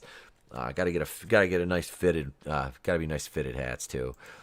Disney and continuity do not belong in the same paragraph. No, not even the same chapter or the same book for that matter. Nano Reaper. True that, brother. True that. It will be the first animated project for the studio, and a different wild question and each episode will ask a different wild question and explore a whole new universe with their beloved characters. Although most MCU actors will be reprising their roles through voice, some, like Robert Downey Jr., Chris Evans, and Scarlett Johansson, will not be voicing their beloved characters for unknown reasons. Well, I can tell you why Scarlett Johansson won't be voicing her character. What If will release its first episode on Disney Plus on August 11th, 2021. It will release subsequent episodes weekly on Wednesdays. This news originated at inverse.com. So there you have it. The what if. The what if, the what if, the what if. Yeah. Yep. Yes. You're right, Tommy. It is a clown alert. It is a clown world alert. This is, like I said, the show, because like at first I was a little more willing to accept it because it was animated and it's like, this isn't going to affect the mainline continuity. And now they're like, oh, it's the multiverse. So, and I'm just sitting back going, whatever. How many different whammons are you going to bring in? You just, again, they're doing the Star Wars thing. They're throwing half of their audience away. And it doesn't make sense. It does not make sense. Brutal Morning Wood. Damn, I cut down and hauled 2 trees and made it to the bar for lunch and y'all still at it? Yes. Yes, Brutal Morning Wood. Hail to you. Wait, hang on. Let me go up. Might have something to do with the lawsuits. Yep. Biden moves racism and social justice into energy. What if Disney didn't endorse concentration camps? Wouldn't it be nice if Disney didn't lock your Muslims up in camps? Like that little incorporation of the Beach Boys into that. Am I showing my age yet? Nano Reaper. Biden is a nut. Oh, well, I mean, he is, and he's just senile. Pop senile. That's okay. I don't want to get political here. We save that for Tuesday nights over on Supreme Heretics channel. That's when we really get to let our hair down, and I enjoy that. I really do enjoy that kind of release of getting all that out. Brutal Morning Wood. Hail in my next Miller High Life I raise to you. Hail Brutal Morning Wood. Thank you for joining us. And those of you who don't know Brutal Morning Wood, y'all know Brutal Morning Wood. One of the best names on YouTube. Brutal Morning Wood. Join Twitter just to help share tweets and support the creators in this community. So that is, you're doing the Lord's work, my friend. You are doing the Lord's work. Cut and hauled 2 trees, man. That's some work. I enjoy doing tree work. I don't climb, but I'll cut. I don't climb at all, man. I'm terrified of heights. That is, that's how my father-in-law ended up paraplegic. He owned a tree service, and he took a 25-foot spill out of a tree. His climbing equipment failed on him. He wasn't supposed to climb that day, and he fell, and he's been paralyzed for 21 years now. So, or 22, I think, actually. But yeah, so that's, my dad used to do the same. My dad did trees. I'm like, I don't climb. I'll cut them down, but you ain't get me up there to climb. I've done a lot of that stuff, man. A lot of wood cutting in my years, with my old man and such. And I don't mind. It's good exercise, especially in the wintertime. It's beautiful. It is beautiful. Let's see. Let's see here. I'm over on the marysue.com, and I'm looking for something fun here for us. I'm looking for something fun. Apparently the Cat Lady Brigade has not done anything fun today yet. Nano Reaper says, I'm watching YouTube while driving my tractor baling hay. Yeah, see, that's I used to have to bale because my dad's got they got 40 acres, just a small place. They got 40 acres. Now if you think about it, Nano Reaper knows that's not really that big. It sounds like it though, but he's got 25 of hay and 15 are hardwood swamp. So we used to bale as a kid, and it was it was just. I'm so allergic to hay, and my dad always made me help. I would come in at the end of the day, I couldn't breathe. And then one of the girls I dated when I was in college, her parents owned a huge farm, and they baled 1,500 bales, and I'd have to help them, throw them up in the hay mile, and I couldn't breathe at the end of the day. I'm like, I can't do this. It's not that I don't like the work. I literally cannot breathe. I'm just enjoying the show, man. Hey, we enjoy having you here, brother. We enjoy having you here. As I do every single one of you fine people in the chat. You guys rock, seriously. Guys and gals out there. I say guys, no disrespect to the ladies. Nanorips, I cut 300 acres yesterday. How many acres do you, what do you got, about 1,000 over there? You got, I know some of those farms are just massive. My friends that were here next weekend are going down to Texas to a friend's, and this guy's got like some huge ass like ranch. And I'm like, because I talked to the guy. I was like, I want to go down there now. I'm like, I want to go down there and check it out. I've never been to Texas. I've never been to Texas. It's on my list of places to visit. As is Florida. And the only time I've ever been to Florida, I was in, unfortunately, Miami International Airport. I didn't get to go outside. It was get off the plane from Detroit, in Miami, and then get back on another plane and flew into Montego Bay. Nano Reaper, 1,207. You, sir, have a big-ass farm.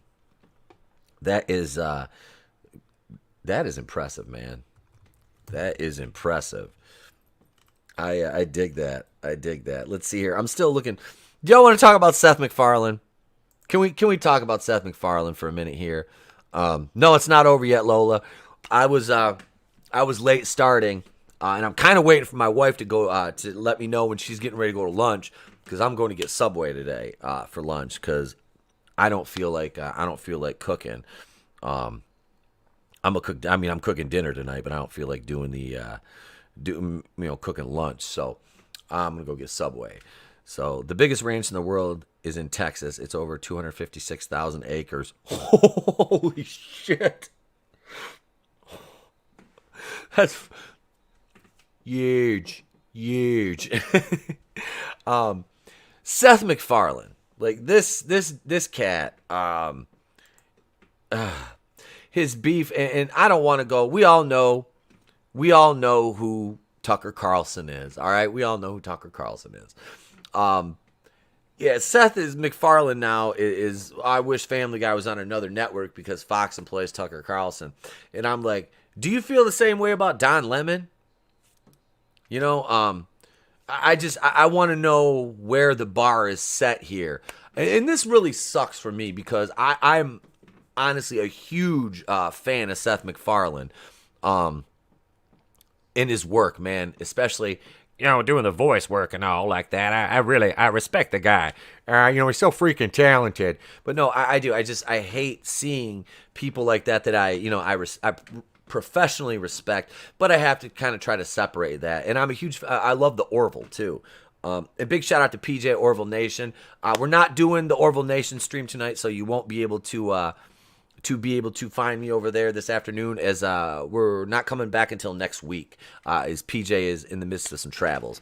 What did Lola say? Hang on, let me go over here and highlight your comment. Send Mrs. E-Tap love from the chat. I will, absolutely. Thank you. I do one of those little gimmicks right there. Is that how the kids do it? I don't know. But yeah, I will. I'll let her know, Lola. Let's see. I wish Seth would shut the fuck up about politics. What's for dinner? I'm either gonna do like Parmesan crusted breaded pork chops tonight and sweet potato. I think I might just do, honestly, like I'm gonna barbecue chicken breasts and cook up a sweet potato and bake that. Season it up with like some cumin, some other seasonings like roasted garlic, in some virgin olive oil or sesame seed oil in the oven in a small casserole dish. Well, actually, no, I use a large one. Kind of cube it, and then every 10 minutes you have to go in and rotate it around. Stir it up and flip it, so it's it cooks evenly, but it's delicious. I love that as a side, and I love sweet potatoes. So I'll probably grill some chicken breasts. I'm trying to get the kid to eat chicken breasts. He ate a New York strip steak. Yeah, imagine that. He ate a New York strip 2 weeks ago when he was at the cabin with Nana and Papa. So he's like steak now. He'll eat burgers now. I'm trying to get him to eat tacos, because I make some damn good tacos. I'm trying to get him to eat those.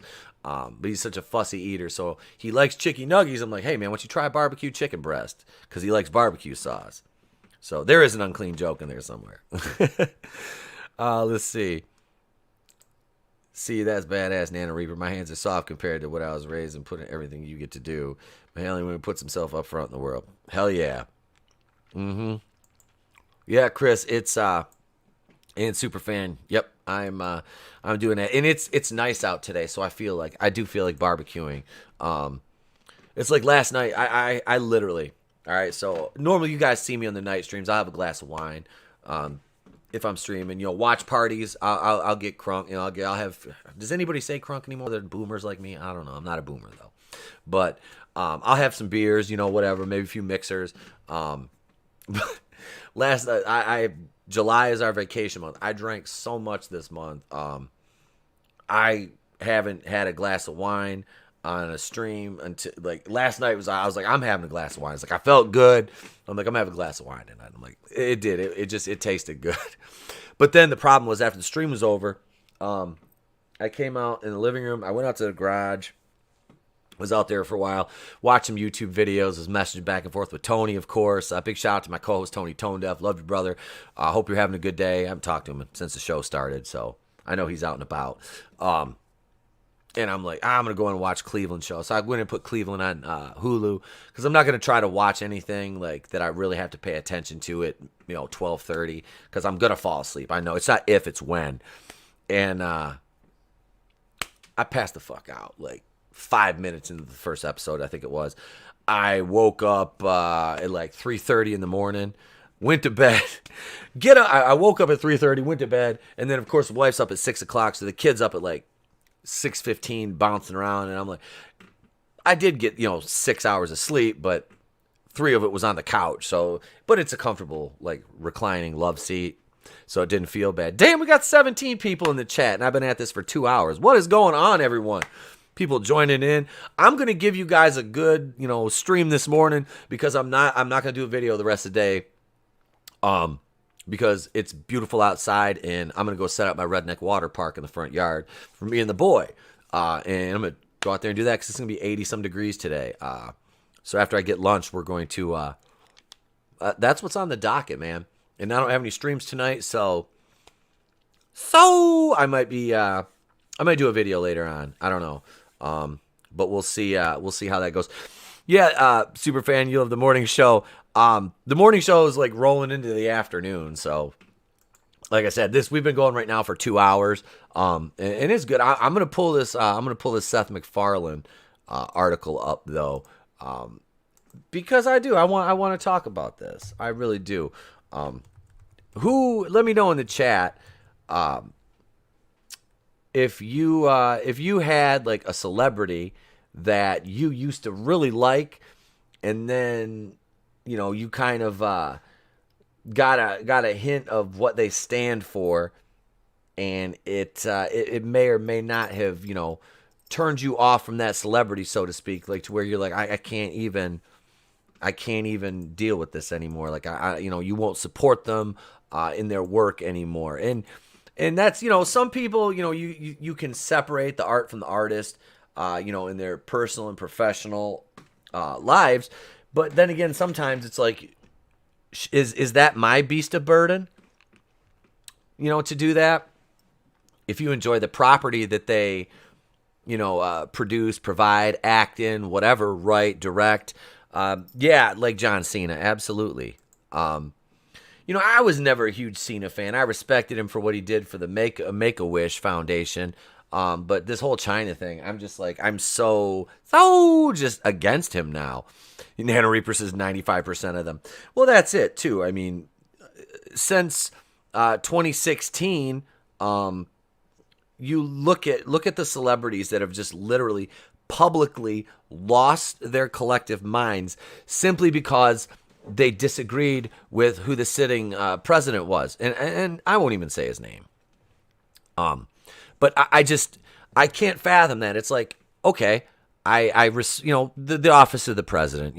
Everybody makes fun of the president, and that's the beauty of political satire. Those of us who are old enough to remember political satire when it was done right on Saturday Night Live in these sketch comedy shows, and now it's just. It was Orange Man bad for 4 years, and it's like, okay, we get it, and now Saturday Night Live is like, they're basically a ghost town. I mean, they haven't been funny in 20 years, I don't think, but I don't know.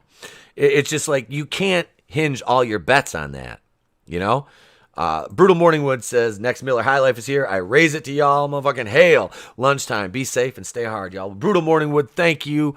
Have a great day. Enjoy that Miller High Life. The champagne of beers. Horny Elf says Robert De Niro. Oh, that one hurt me. That one hurt me because I've seen damn near all of Bobby De Niro's movies. Mark Hamill is far left, but I don't care. I like most of his work. Yeah. Yeah, I said it. I know you did. John Cena, The Rock, Kevin Smith, Seth, the list goes on and on. Absolutely. Let's see, Horny Out. Does anyone still watch Saturday Night Live? I don't think so. What did De Niro do? Oh, De Niro had TDS, like, level 50. Yeah. Orange Man was bad, but gas was $1.52 a gallon. Oh, yeah, that's what I said. I was like, well, gas in Michigan went from, was it I want to say around 165, and we're at like 320 right now. So yeah, that was the one thing that got me was the price of gas. I'm like, come on. But Seth MacFarlane regrets keeping Family Guy at Fox as he blasts Tucker Carlson. The actor likened his relationship with the network to a failed marriage. Is there no article here? Let me refresh this page. Is it just a video? It's just a video. We'll have to go back and find. Here we go. Let's see. Here we go right here. Okay, so politics and art. Let me see if I can close some of this stupid shit on here. This page. Politics and art. Strange bedfellows? Far from it. Why, they go together like peanut butter and pickles. If you don't like to think about politics while you're watching cartoons, adult animated sitcoms that is, then I guess you're in a pickle. Being eaten alive by Seth MacFarlane. The Family Guy creator has spoke out, as it is the prerogative of celebrities and anyone under the First Amendment, against Fox. Which Fox, you ask? It is the Talking Fox in the Green Knight. Oh, is it the Talking Fox in the Green Knight? Or Antichrist? No, silly rabbit. It's the Fox Corporation, which owns both Fox News Channel and Fox Broadcasting Company. The latter being the TV network that airs Family Guy. Surely no one on the internet will have any opinions about what Seth MacFarlane had to say. How did this happen? Where is this soapbox that allowed a famous person to share their political opinion? And isn't Fox owned by Disney now? What does this mean for Disney's cultural hegemony and our own happiness as consumers? Well, as one hawk-eyed reader pointed out after this post about Tubi's recent streaming deal, Disney owns 20th Century Studios, once known as 20th Century Fox. Fox News, on the other hand, is still known by the aforementioned mass media company Fox Corp. As for MacFarlane, he took to a place called the Twitters, which I'm told is the last bastion of sunshine in a dark world, to share his newest thoughts on being associated with the Fox name. If you've kept abreast of filmography over the years and the latest in Bear movie news, you might even say he gave a mini TED Talk on the subject. For the benefit of those who can't see the embed below, here's the transcription of what MacFarlane had to say. Tucker Carlson's latest opinion piece once again makes me wish Family Guy was on another network. Look, Fox, we both know this marriage isn't working anymore. The sex is only once a year. I don't get along with your mother, and well, I've been having an affair with NBC. Well, chat, what, wow.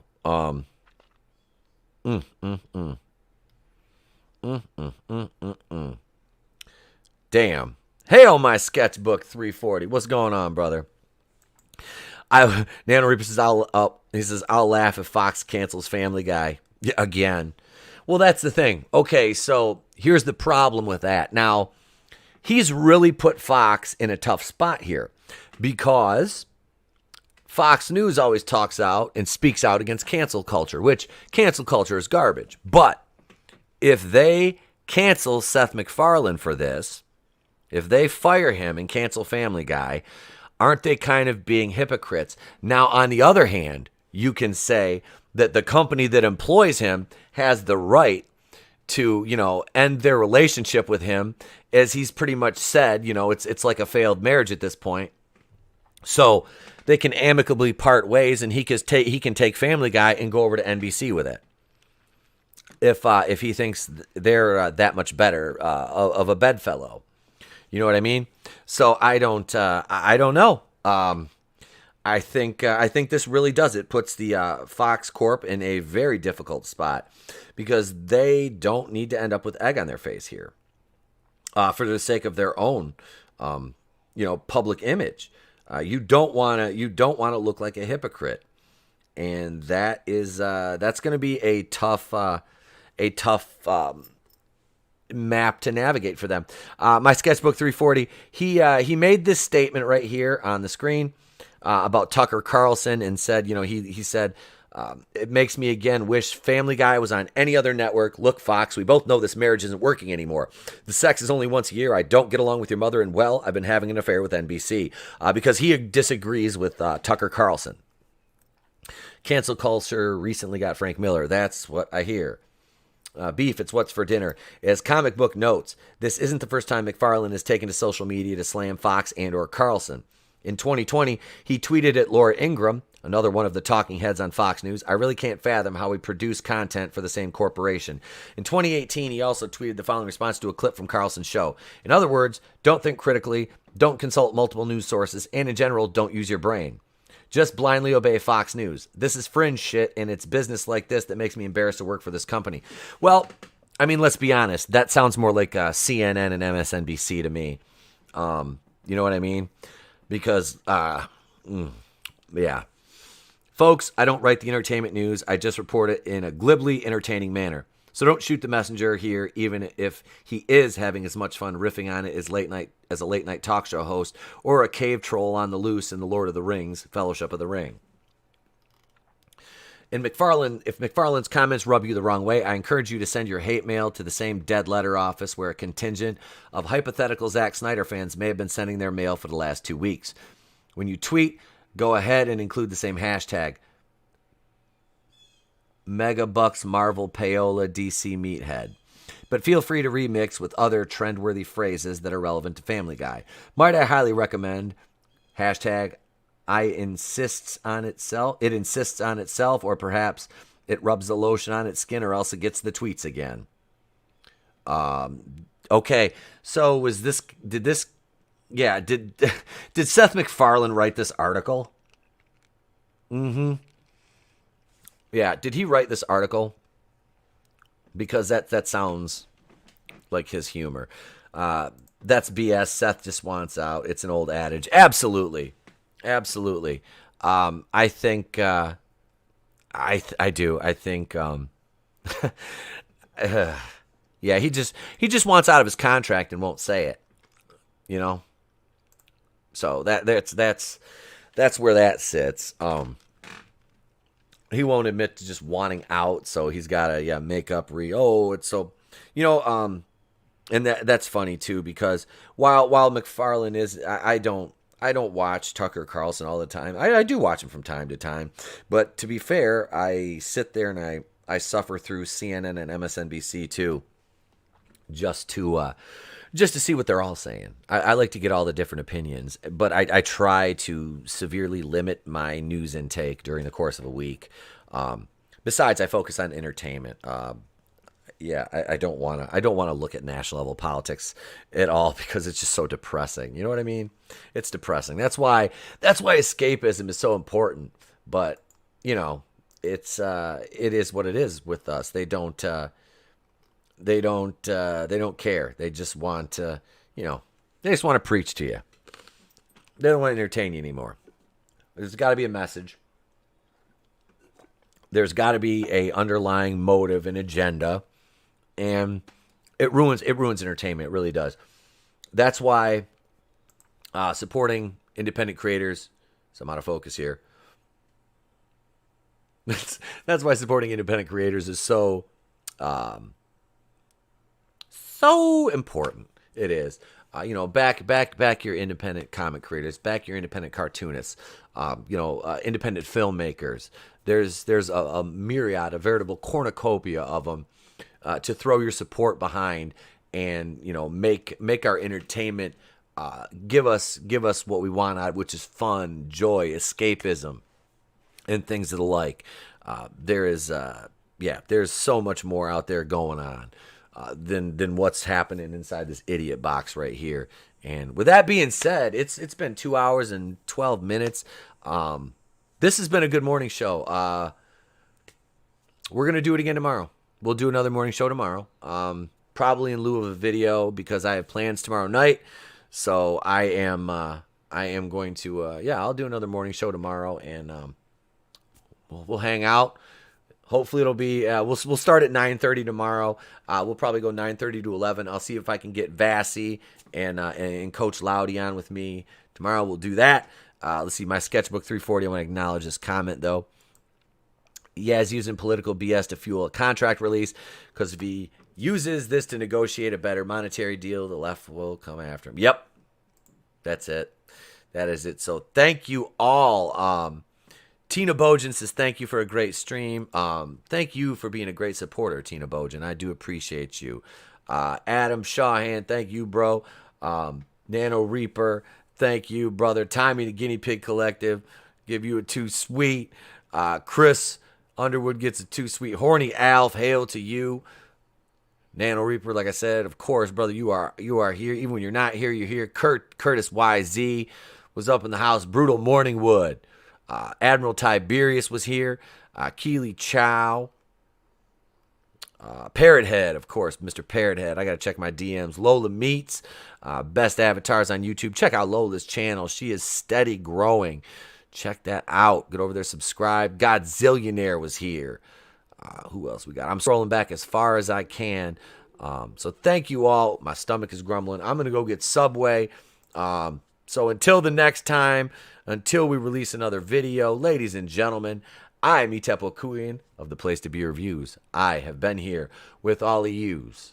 If I don't see you, have a great day, a pleasant tomorrow. I'll catch you on the next one. And remember, it's always better to burn out than fade away. Star-Lord, you toxic white male son of a bitch. Take him home. Did it play? Boom!